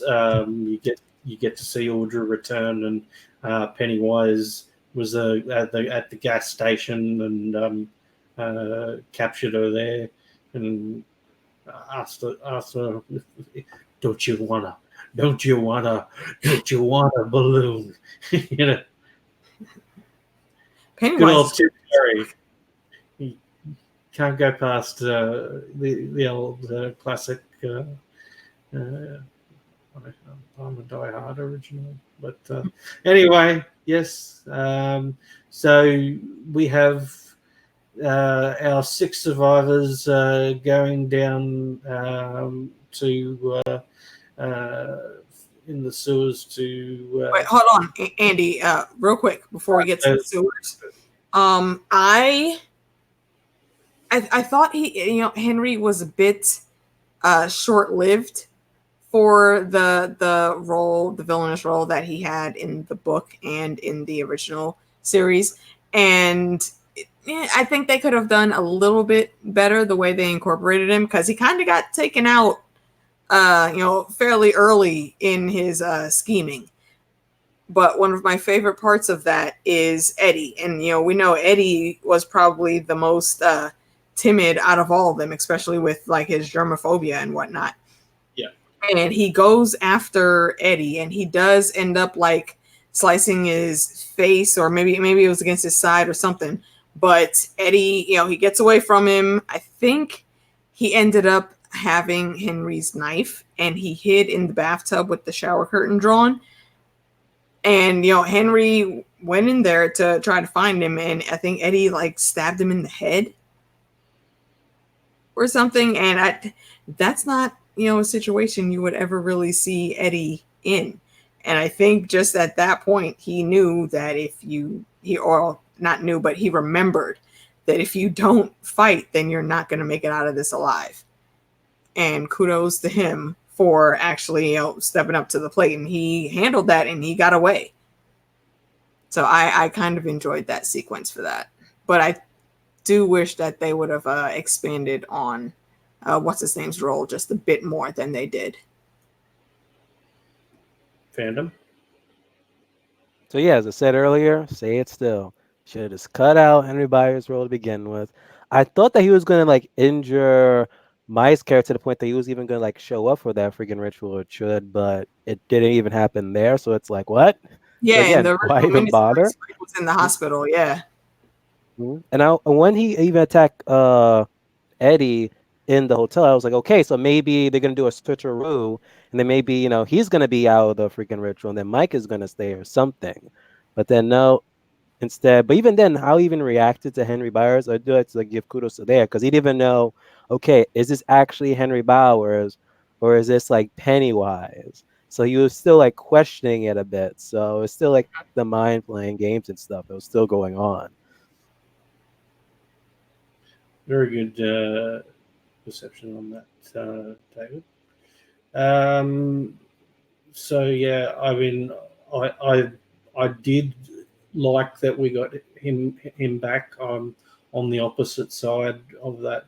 I like that we got to see him flushed out of the drains and go to back home and the police. We got to find out what bloody happened to him apart from he fell down a hole. Some people would be satisfied with just that, but That I do admit, when he was younger, Henry Bowers more entertaining than adult Henry Bowers. So I do agree yeah, with you there, Andy. Yeah. Us knowing what actually happened like straight afterwards is good to know. yeah, Yeah, I agree with that. I actually really liked that sequence. I forgot that they showed that, when he got out and he basically got blamed for the murders of all the missing kids that were missing at that time and also for murdering his dad. So yes, like, and as soon as he showed up, like those cops were not pulling any damn punches with him. Like they already had it in for him. I'm surprised he didn't get shot in the head. How just from how aggressive they were being towards him once they actually noticed he was walking up to him. And right there is where we saw the true mental instability completely break down with Henry. Like I think he started laughing and doing some random chant, and that's how he ended up in Juniper Hills. Yeah. Versus just being locked up in prison. So yeah, it was a great scene, and yeah, the kid, he did a really good job in that scene. I loved it. yeah. I mean, I thought the kid was a great. He made you hate him, and that's what you want. It's just like Joffrey Baratheon Yeah, from it Game was of Thrones. Joffrey. Yep. Yeah, you can hate him as much as you want, but he did his fucking job. He made you hate him. And that's Yeah. exactly what was supposed to happen. Yeah. So yeah, but as I said earlier, I did enjoy the Henry at the asylum, with the balloon. That scene was great. The whole what Henry ends up going and doing, I always didn't think that was a very strong plot line anyway. But that's just my opinion. It was in the book. Henry did go after characters, and also in the previous miniseries. So it's just they changed which characters that happened to. Yeah. So now we're going down the Silver Skies, or are you still? Yeah, I think And again, the way how you phrase that, I don't want to go to the sewers, but yeah, we can talk about the sewers here. right. Yeah. See, we don't want to go to the sewers. As you see, I am right now in the deadlights. It's not fun here. Y'all don't want to float. No, you certainly don't want to float down there. It's a fucking scary place to be. And I can't believe that 7 teenagers, took on fear like that when 100 grown men couldn't do it. You know, I dare say, if you want to be honest. Would you agree with that, David? Very true, because I wouldn't go there today. Or if I was even a kid, I wouldn't even gone. You like fuck this shit? Yeah. Of course. If I was like 5 and like I'm about to go back home and play with my Power Ranger toys, now it's like I'll go back home and order Funko Pop. So it's still similar. Still similar. Yeah, here's a random thought. Would you rather be trapped in the Upside Down or in the Deadlights in Derry? Well, at least you have a chance of living. Really, if you're trapped at the Deadlights, you're basically gone. And that depends, though. Beverly was trapped in the Deadlights also. For a short period of time. Because is there like pain in the Deadlights, though? Is there pain in the Deadlights? I don't think I don't think we know. We don't really. It's just we know it can. It's like all consuming. It's like that, sand pit thingy and Return of the Jedi that just keeps swallowing you forever. I would probably go with the Deadlights if there truly is like no pain. Because if I go to the Upside Down, a Demogorgon or something's gonna come at me, and I could probably just die. So I'll probably go with the Deadlights. Yo, what's good, Ree? Welcome back. Glad you can make it. Yes. Okay, but yeah, I'm sorry. Again, let's get to the sewers. And Eddie, it wasn't just Eddie. I think he just may have been the most vocal besides Richie. And, going down there, they're still talking trash about like how ridiculous this is and why are we here. And that's understandable, because if I was having to go fight a level 9,000 Boggart, I wouldn't be too thrilled about it either. And Pennywise, I think he does the worst damage to them while they're in the sewers this time, especially with the H that Henry had carved onto Ben's stomach when they were kids. Pennywise used that to, harm him even more and make it look and feel like he was, completing a whole sentence on his stomach. But what was it that happened that finally snapped him out of it? And once they got through it, they saw the illusion was gone and it was just still the H that was there. I think they had to like shadow the mirror, because they saw like Pennywise like in the mirror and was like pretty much, yeah. So that's them still up in the house at near Bolt Street. Yeah. Yeah, that's which is pretty good. It separated them, so it's good. They entered in the house, and then they had that mini boss battle with Spiderhead Stan. Yeah.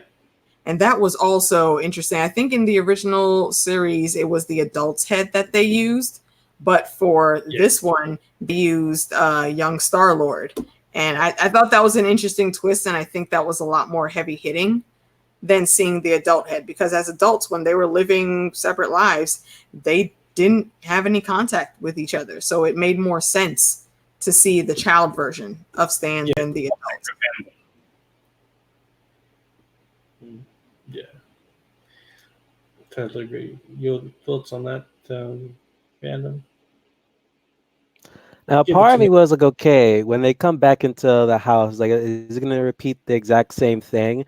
Even though, again, we get the refrigerator, but instead of getting Pennywise, we got that spider. So it's good that they did change it up a bit. So it's still like more frightening than exactly carbon copy of what they did at, that part of the first film. It wasn't like the ending, but I think it was like middle or so. Which again was a good part of that scene in the movie where he just comes out and he says it's time to flow. And even in the clubhouse, I think when they went back, like Richie as an adult was like mimicking that same scene to them, and he was like time to flow when he came out of the shadows and whatnot. I was like, really, dude?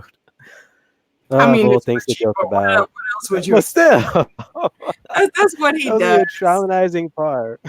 And shout out to my sister that just came into the chat. T baby is in the chat room, ladies and gentlemen. Y'all show T some love. Her presence has absolutely been missed in the community. Love you, T. Yes. I'll say I love you too, but we don't have that relationship. I'm just being nice. They can vouch for me. They have my back. Absolutely. Absolutely. Andy is a stand-up dude. So yeah, basically the six of them get down into the sewers now. They've got past the obstacles at Nearbolt's house. We have them about to perform the ritual of Chud, where they all put their item into the pot and earn whatever you want to say, and the personal items go in, and that's when Mike then lights them on fire, and they all begin to chant to call in the ritual of Chud and have it try and be bound by its whatever shape it's formed into, and sucked into the urn and trapped, hopefully for eternity. But things don't necessarily go that way, and I will go with David this time around. Let's talk about it. What's your views on this, mate? Like the moment the ritual happened, I was like, wait, they're about to go defeat it, and then it doesn't work. And then he got freaking Pennywise saying, "Oh, but you didn't tell them, Mike." I was like, God damn it. Like, Mike, what did you do this time? First you're drugging people, now you're not even telling us the whole thing. And then you find out that, oh, he just like scratched out the part where the Native Americans like died. And I was like, wait a minute, like what's up here? Like at one point I actually thought that, wait, are they changing this film to have Mike there to actually be like, a follower of it, and he actually got his friends down here or something? But no, you just like didn't put that in there just in case like they would like, opt out of the whole ritual. So I can see like why he didn't do that in the first place. But that moment I was kind of worried for like Mike there. I was like, did they just ruin his character or something? Just to, like, subvert expectations for like people who even like seen the TV series or even like read the books. Like, wait a minute, they're like basically just changing it to get like a better ending or something of that nature. But no, but still, just seeing how we got, the spider form of Pennywise, which is like different from how like the TV show did it, because you still see like the torso up was still like the form of Pennywise, but everything else was, a spider like body, as opposed to the TV show. They actually put it to like some type of like, monstrous, thing, which again, it being from that time period, the special effect wasn't as top notch as it was today. So I kind of liked that they didn't kind of like form it that way. So I'm still like used to like, the Pennywise form. So it's like, I'm happy that they kind of kept that on top of the like spider. What you guys thought of that? Like, did you guys like how they kept like the form of Pennywise on top of the spider, or you wish that it would have been like some type of like monstrous thing? Well, personally, like I felt that it was identifiable, but it shouldn't have been done because it goes against the whole concept that he's a shapeshifter, and he can shift, or she can, because it's technically a girl. Yeah, it is female. Yep. And she Oh, can I didn't shift. know that. She can shift into absolutely anything in order to, basically obtain that food that it's hunting, and you know. So yeah, there's no reason why it would need to remain part clown, because we've got to go past clown image. I mean, Pennywise the clown is who we fall in love with to begin with, but it is bigger than that. It is more than that. And the moment they put the two together, they kind of took away from what I felt was originally intended by the author, and previously what we'd seen, it was just that funky looking spider monster in the last 1990s movie. But I'm not saying it's bad. I'm just saying it doesn't support what the message is trying to let you know. About it being more than just it's about fear. It's about shape shifting into whatever it can to create that fear, and then it'll eat that fear. Yeah, Okay. that's actually pretty well said. Yeah, I don't think I had, too many big issues with it, but I do agree that there should have been more of a, transition there. They could have made him into anything and he would have still been that deadly and dangerous foe for them to fight. So I don't know. I don't really have any strong feeling towards it, one way or the other. It's just meh.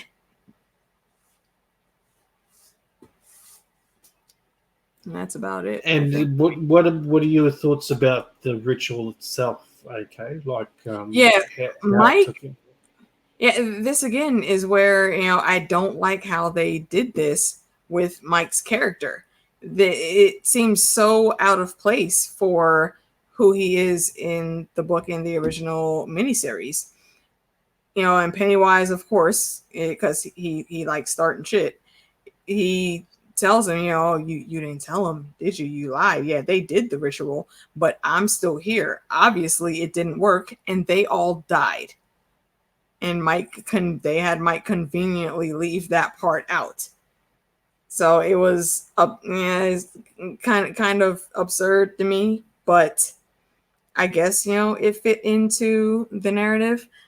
It could have been done a lot better than it was. It's again, I don't like Mike being out of character the way they did, but the Old Spice guy still pulled it off. Now, what he should have done was, like, before going into the house, he should have told them about, like, the real truth of the ritual, and that could have been done, like, a little bit more smoother, where he kind of confesses himself and not them learning through Pennywise. Then it kind of puts, like, a little bit even more doubt on their friend of Mike. Yeah, and it's also, interesting to think about, like, to go back to the Pirates of the Caribbean reference, when they burnt all the pieces and, they said the words that they were supposed to say, it didn't work at first. And it took, one of the other pirates to say, you're not saying it right. And he said it, he said it was supposed to be said to her as like a lover whispering in their other lover's ear. He did it the right way. For the movie here, when they first did all that, I still think they had let the fear get too deep into them. So they didn't actually fully and firmly believe that it could work. And where Pennywise is concerned, it has to do a lot with belief. That's one of the ways he's able to do everything he does.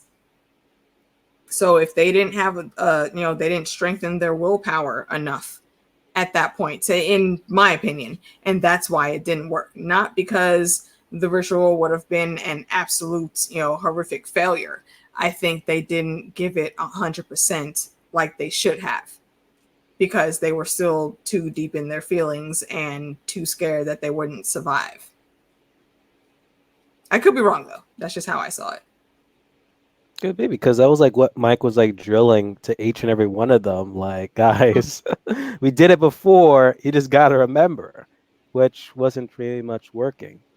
Yeah, like you have to still believe to make sure everything goes smoothly. And it didn't. So they had to find other means. And, this is where we get into the home stretch. Pennywise tries to mess with all of them again. Something happens to Beverly, the creepy old lady, naked Gigantor comes in again, snatches her up. Everybody goes after her except for Eddie, because he's too scared to move. And, he's sitting at the top of everybody's underwater trying to chase after Beverly and bring her back. And Eddie's the only one left there. And he's like, damn it, guys, come back. I don't want to have to try to find my way out alone. Well, I mean, you could have jumped in with everyone else and then you wouldn't have been alone. Eddie, I need you to get it together a little bit too. You know, you're dealing with Pennywise now. You know what needs to be done. You can't just freeze up like that, unfortunately. And I know it's stress and he's very fearful, but when it's time to step up, you got to step up. Amen. That's just well said there, Alicia. Well said. Fandom. I think I spoke with this during AK Yeah. after her, so you can go, Andy. So no. Look, I was happy that we got to have a ritual. I wasn't exactly happy with the results of the ritual. I did want us to get more information, like we got in the scene where Mike first was drugged, and we got to see a little bit of what it was, and I wanted us to get more out of that scene, but that was just my particular view on that. But when they've all started breaking up, and he's targeting once again individual fears and trying to split them up, I think it was good to show how powerful he was, and he was actually more powerful against adults, because adults don't have the same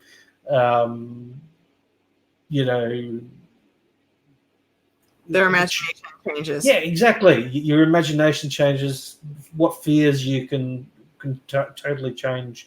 As we said earlier, Richie was afraid of clowns, and now he's got the fear of people knowing that he was gay, and he wasn't ready to come out of the closet and tell everyone that. So and that's fine, and that's the way that the story was left, as we discussed earlier. Apart from at the ending of carving the initials in, it's just nice and subtle little story that happened there, and I really loved basically watching the reaction finally when Eddie did get himself into a fatal wound, and Richie's reaction to that. Something I wasn't really happy with was, I'm moving forward a little bit here, but the you're a clown, and then all of a sudden, it starts thinking it's only a clown because of what they're saying. It's like it's lost all intelligence, and I thought it was kind of smarter than that, but that was just my point of view on that part. But Alicia, your turn. You let us know what you thought of. There's a few things to cover there, so I hope. Yeah, definitely. Yeah. Okay, so we're pretty much in the like second to last sequence of the movie here, and while they're all in the sewers, Pennywise attacks. Like I said before, he grabs Beverly. They go to get her back, and then they do the thing in all scary movies that you're not supposed to do. They end up getting split up. And I believe it's Richie with Eddie, and they had a repeat of the 3 doors for them to choose. And fun fact, the half a body that was behind one of those doors, I believe it was a bottom half this time. The top half is the same little girl from the first one. So I thought it was kind of cool, just as a good nod that they did that and tied it in. And the most interesting ones, I think, and I couldn't choose between the two because I like them both, was with Beverly and Ben trying to save each other through the ordeal that they were going through. Beverly had her thing with, the blood, and she was being trapped in a stall in a restroom. And, her dad was like, peeping in from the door. And, that was Pennywise just getting into her head and trying to make her lose all hope. And at the same time, on the other side of that, Ben is going through his little thing also. And he's like almost drowning, trying to get out of his stuff. He finds the strength to, get partially out, and he starts calling for Beverly. And they both make it out of their situations because they reach for each other. And Beverly, once they were burning their 9 pieces of 8, that's when Beverly realized that it was never Bill. It was always Ben that had wrote her that letter. And that small connection there is what helped to bring them out of that fear. And if you remember from part 1, when Beverly got caught by it and she was put in the deadlights, Ben is the one that believed enough that a prince kissing a princess will wake her up and bring her back out of the dark. And that's exactly what happened. And I think the way they connected their 2 issues for this scene was absolutely perfect for them. They saved each other, and I thought it was great, and pretty sure they did end up together at the end. My other favorite that's on par with that is Bill. And here with Bill, we find out that he wasn't actually sick that day when he made Georgie the boat and Georgie got killed. He just didn't want to go play.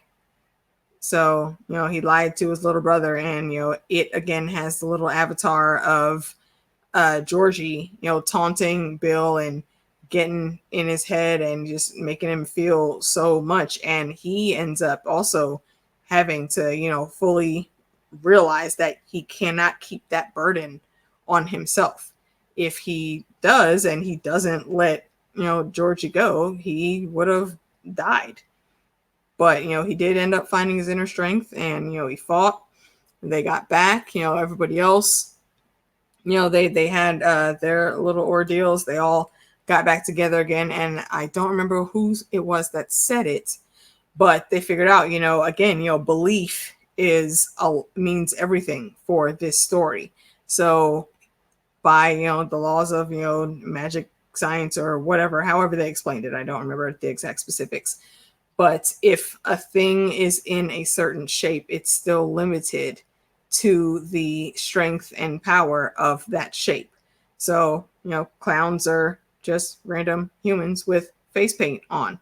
So they start chanting, you're a clown, and it starts affecting Pennywise a lot because, that's just how he functions. He functions on belief and fear. And, if you have, the, belief of what is actually going on in front of you, then you can tweak it to overrule and counteract him. And that's what they did. It was a slightly cheesy, I think, to put it in, but it still did fit the narrative. And, by the end, it was almost a repeat of the end of the first one. We saw Pennywise backing down from their strength, and he said one word, fear, before he dropped down the well. And I don't think he was just saying the word for no reason. I think that's because that's the first time he's ever truly felt fear. So it was basically him saying, oh, that's what it's like. I don't like it. I'm going to go now. I'll catch up with y'all later. So now we're back, and they are exactly proving that point to the fullest. They say he can't get out of it. You're a clown. You're a little small, tiny thing. You're not power. You have no power over me. You will not be messing with my town anymore. All words of power, like the freaking Shakespeare episode on Doctor Who. Words of power are very important in certain situations. And they made it so Pennywise basically, imploded on himself. He looked like a little tiny dead Voldemort body from Harry Potter hiding under the bench. And then they finally killed him. They ripped out his heart and pulled it apart. And that was the end of it. And we got to that scene where they're rushing out. You know, Eddie ended up getting hurt too badly to be saved. Now, unfortunately, he was another casualty for the losers to deal with.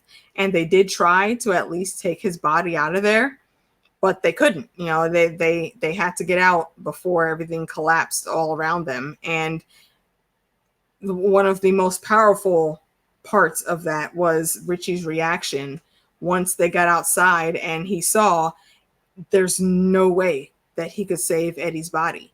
You know, he wasn't thrilled at all about Eddie being about Eddie getting killed, but it was even more heavy hitting because I think he felt that he couldn't properly put Eddie to rest because they had to leave his body there and they had to run. And again, that's testament to Richie's story. You know, he's a cool comedian that happens to be gay. They didn't make a big deal out of it, but at that point in time, you could tell he was very much in love with Eddie and had been for years. And he never got the chance to tell him or truly explain, you know, why he acted the way he did around Eddie. And I think that hurt him quite a bit. So that's why he had such a strong reaction there. And we see before he leaves town, he goes back to the bridge where he had initially carved as a child him and Eddie's initials into the wood. And he strengthened the E, you know, as a bit of homage for himself to his dead best friend and crush. And I thought, out of everybody, I thought that was the most powerful and heavy-hitting ending for their story. And I also loved the scene where they're all standing in front of the shop and they see the reflections. And of course, it's just the 5 of them now. But in the reflections, you see Stan and Eddie still standing with them. And that was just a beautiful scene to end on. A bittersweet damn ending at that. Mm-hmm. But yes, I don't know what part to tackle at, but yes, a favorite part out of all of the scenes, either from Ben, who was just being buried alive. I was like, God damn it, of all things, you're being buried alive all alone. And then it's like Beverly within the bathroom stall, because it pretty much mirrored that of in the first film where she was pretty much being bullied within that stall, and then the blood rising yet again. And then each and every one, even the old dude from the freaking store who even called her like a Lois Lane, like was even creepy. I was like, come on now. Right, how do you We get need to see even more of that that much guy. creepier? He looks so horrible. Ugh. And then it's like, well, my favorite one was the Doors one. It was like, what, scary, really scary, and not so scary. And he was like, wait a minute, we've been through this before, so let's go through the not so scary one first. And it still was that way. Then it went to like the scary one. Then it's like, okay, maybe it's just the very scary. And next time, if there actually is a next time, we would just choose that one. And that was like the dog. And I was like, okay. So I think it was like the normal dog. And then I became like a monster. I was like, wow, really? Just really? But yeah, that was like one thing I actually was just laughing at that point in time. Even though it was like that intense, it was just, it really took me out. I was had to like start laughter. But yeah, them defeating it was, again, just like reminiscent to like what happened before, like in the first one, but this time they actually made it to like that kind of like reminiscent to like Voldemort when he was like the little like thing in Goblet of Fire. I was like, wait a minute, that was a bit familiar. But yeah, to the point that they were actually able to like kill it this time. So it's like, okay, kudos. So now you guys don't have to worry about coming the next 25, not 25, I mean 27 years later with kids or anything. Oh, Pennywise is back or something. But no. Then again, I did hear that they might do another It movie, but maybe they might do a prequel. I hope it's prequel. If they do a sequel, I'm like, what the hell happened? It's like if they do a sequel, it pretty much kind of undermines chapter 2 in a nutshell for me.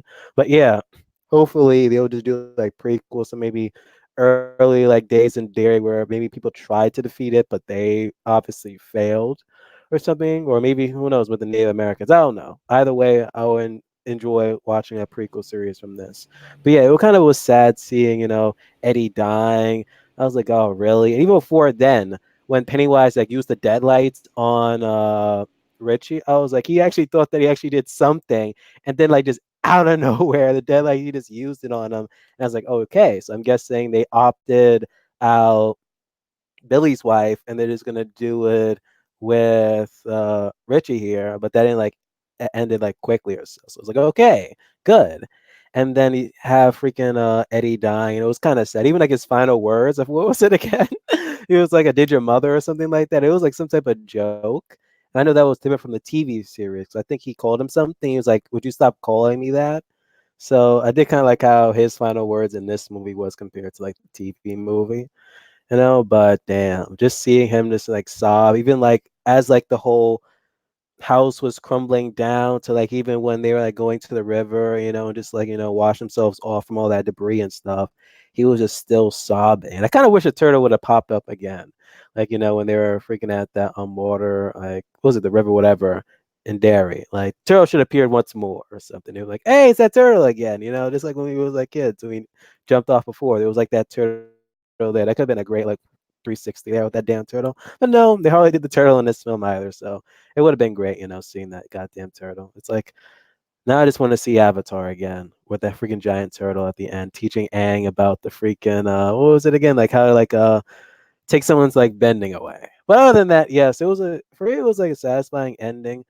Even with the whole like Richie going and carving in the E at the end, which was like, okay, good. So they actually truly did that and like reveal like, yeah, he had feelings for Eddie, but it was said that he just couldn't tell him. And I kind of wish that he would have like told his friends, like, "Hey, I was gay, by the way," and thing. And maybe they could have like known this whole time as well, but they were just hoping that the friend would have just like opened up to it, and they still would have accepted him. Like that would have been something. But no, instead, no, they didn't. Yeah. I have heard talks of a prequel. And if they do it, my only hope would be that they tied in some good nods to the Dark Tower.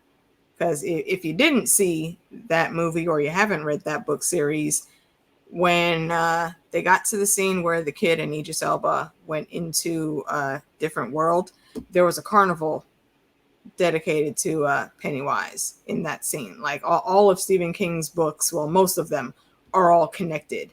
And 9 times out of 10, it's through the Dark Tower. So I thought that was cool. Not.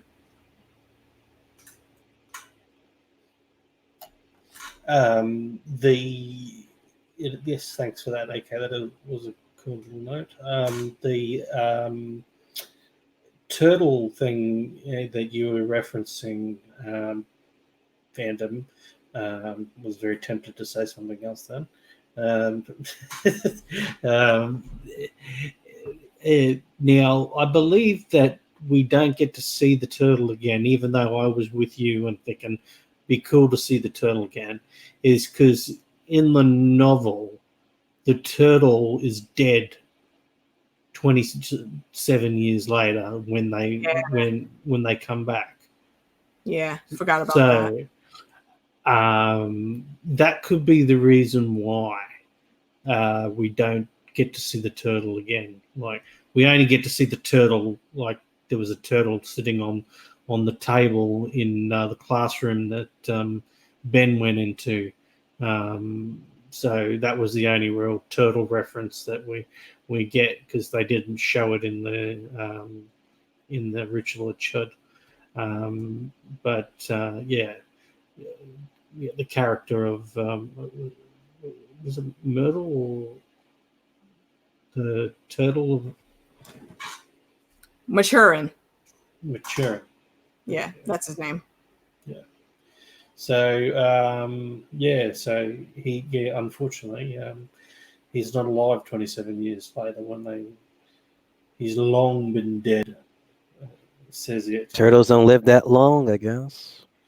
Well, it lived for millions of years or billions of years. I think Maturin had 10 or 11 different lifetimes. So Yeah. it was a pretty ancient and old turtle for sure. Very much so. But yes, that was my thinking behind the process, but could be wrong. But yeah, look, I think ultimately they did a really good job putting this movie together. Great overall, beginning, middle, and end to the story, which is always important. I can't I know you guys weren't as wrapped. You didn't give it the 9. Oh, at least you gave it 9 as well, didn't you? Yeah. Yeah. Okay. So I gave it an 8. you gave it the 8. So, but I'm sticking behind my 9. I think they for a movie they did a good interpretation of what Stephen King's original story was. I even like the house that Nearbolt sunk into the ground, because in the book the entire town of Derry goes into a sinkhole. So, but I kind of like that they left that Derry didn't sink, because then it kind of does. Kind of should have. Like, you hardly see like anyone in this town, like at all. Like, rarely you do. Even then, it was even that one scene where, where Richie, I think it was Richie. Yeah, Richie, where he was like confronting Pennywise, and all of a sudden, like, people in the background, like, they stop moving or something, and then they just like focus on them. So I was like, wait a minute. So are they actually our people here? Or is that like Pennywise is controlling everyone in town? No, I think people are definitely there, and Pennywise has an effect on the whole town. So yeah, like Andy said in the book, the whole thing shatters and disappears after a bit. However, it's it's slightly strange. In the miniseries, Audra had got caught in the deadlights, and riding on Silver with her. That's how they ended it. What's his name? Bill. That's how Bill was able to bring her back. So I kind of don't like that they cut that out, but I always thought that was a touching moment for Bill. Yeah, I think they should have left that in, but we didn't get to see Audra here a whole lot. No, but it did make sense, I think, to me to have just that house collapse, because there are still a bunch of people walking around. So why would we kill the whole town? Yeah. That just didn't seem right.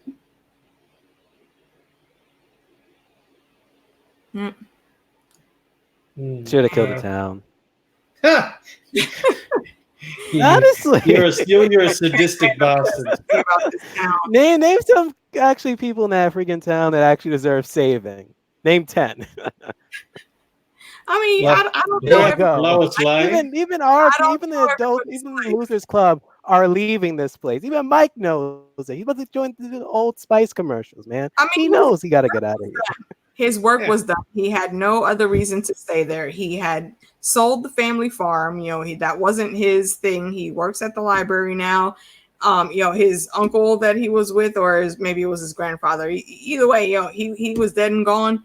Mike didn't have any more family there, and he was basically the watcher on the wall.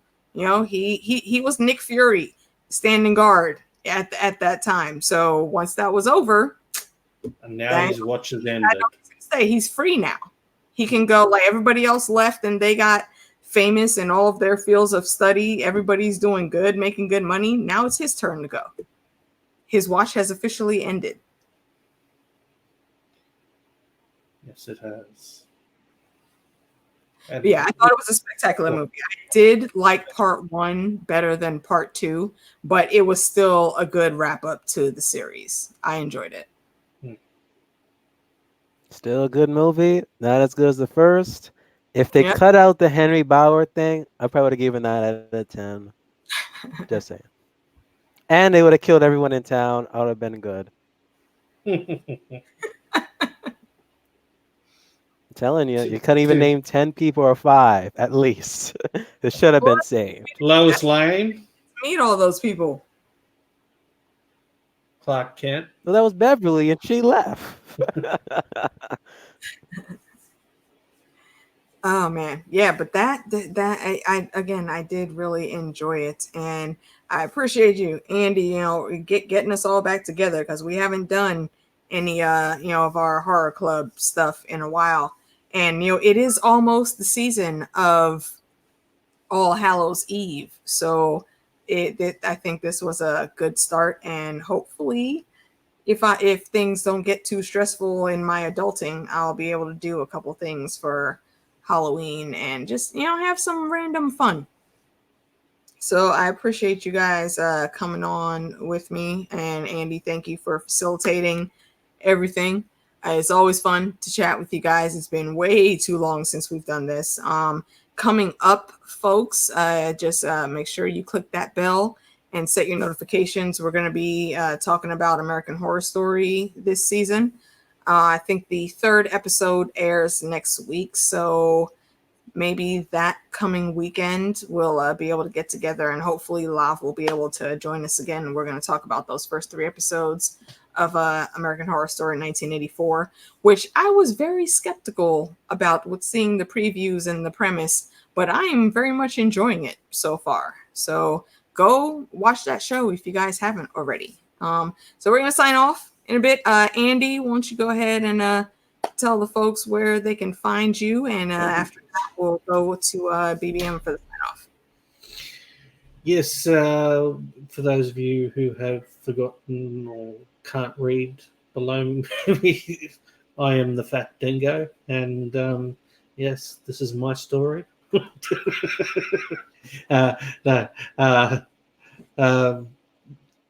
I'm here to have a good time and talk horror, talk movies, eventually some of my favorite TV shows. Obviously, we've done streams on Lav's channel in the past, and we're now doing on our K's channel. Eventually, maybe on my channel if I get a subscriber or 2. Hint, hint. Nudge, nudge. No, but yes, we would love that you come and join us next week when we talk on first 3 episodes of 1984. So thank you, and over to David. Just saying 1984, I'm still thinking of George Orwell's 1984. Like, seriously, even though I do agree with Kay, like, I was like watching some of the previews and it kind of almost looked like a trailer to that Friday the 13th video game. It's like, okay, what kind of slasher thing we're getting at? And someone finally sent me something of a trailer to like it was like a minute or so trailer to it. I'm just like, what is this? But just seeing how they're doing like the homage to like just so much horror slasher films, I'm like, okay, let's see what goes on. And it's like watching the first 2 episodes, I'm like, okay, are these a whole bunch of red herrings, or is this actually what they're going for? Like, hopefully they can like pull the rug underneath me and actually this is the actual murder. This is actually what is going on. And so far, it's intriguing. I just hope that, because with some of these American Horror Story seasons, they start off great and they don't stick the landing. And I don't know if they're actually just following a Stephen King, honestly, now thinking about it. So who knows? Hopefully this will be like one of my favorite seasons, like Coven, and what's another good season? Like this one recently, Apocalypse. Yeah, that was a good one. I still gotta see the Hotel and you haven't seen Hotel yet? I still haven't seen Hotel. I'm gonna get to also better than I'm still gonna get to Hotel's definitely one of the best. And what's the other political clown one I keep forgetting? Cult. It's not Roman. That was Cult. Yeah, Cult. There we go. Cult. I liked Cult. It was good. It was different. But if you're a Trump supporter, you mightn't like it. Yeah, I mean, that's what got me out of it. The first episode, they did like the politics. Yep. I'm like, is this what I'm getting? Yep. It's very political. So after the 2nd episode, I was like, yeah, nah, I think I'll just skip this season. No thanks. Yep. But anywho, yes, I am Fandom D saying thank you for having me on your channel, aka talking with you and the Fat Dingo about it chapter 2. I've been waiting for this because I didn't talk to like that many people about it. So this is literally the most I've like ever talked to anyone about this film. And I can't wait till we start like, talking, theorizing about this latest season of American Horror Story, whenever that starts. I think it's going to begin like after, we're probably going to do 3 episodes of stream, I think, or so. Yeah. I think that's what we agreed on, right? Yeah. So like that's how we're going to be doing it. So at least there's more to talk about, more to speculate and think before we get to that finale. Mm-hmm. Absolutely. Yeah, and thank you, gentlemen, actually, for being on. Andy, for helping to organize us. It has been way too long since we've done stuff, and hopefully, with our next stream, Lav will be able to come and join us. So like I said, we'll be streaming probably sometime next weekend. We just got to work out a time because we're in different time zones. So once we get that worked out, set your notifications. I will post the links up so everyone can see. And again, I still got to work on my clips from the con and all the awesomeness that happened. Besides that, I don't have too much more going on. Like I said, you will probably catch me on other people's channels a lot quicker than you will my own. I'm always in the chat rooms and whatnot, so hit me up. If you ever want to chat about random things, or if there's something you think we should be reviewing that we haven't talked about yet, let one of us know, and we'll give it a look-see. So again, thanks everyone in the chat for coming to join us. Appreciate you. Stay tuned for what's coming up next, and you guys enjoy the rest of your evening.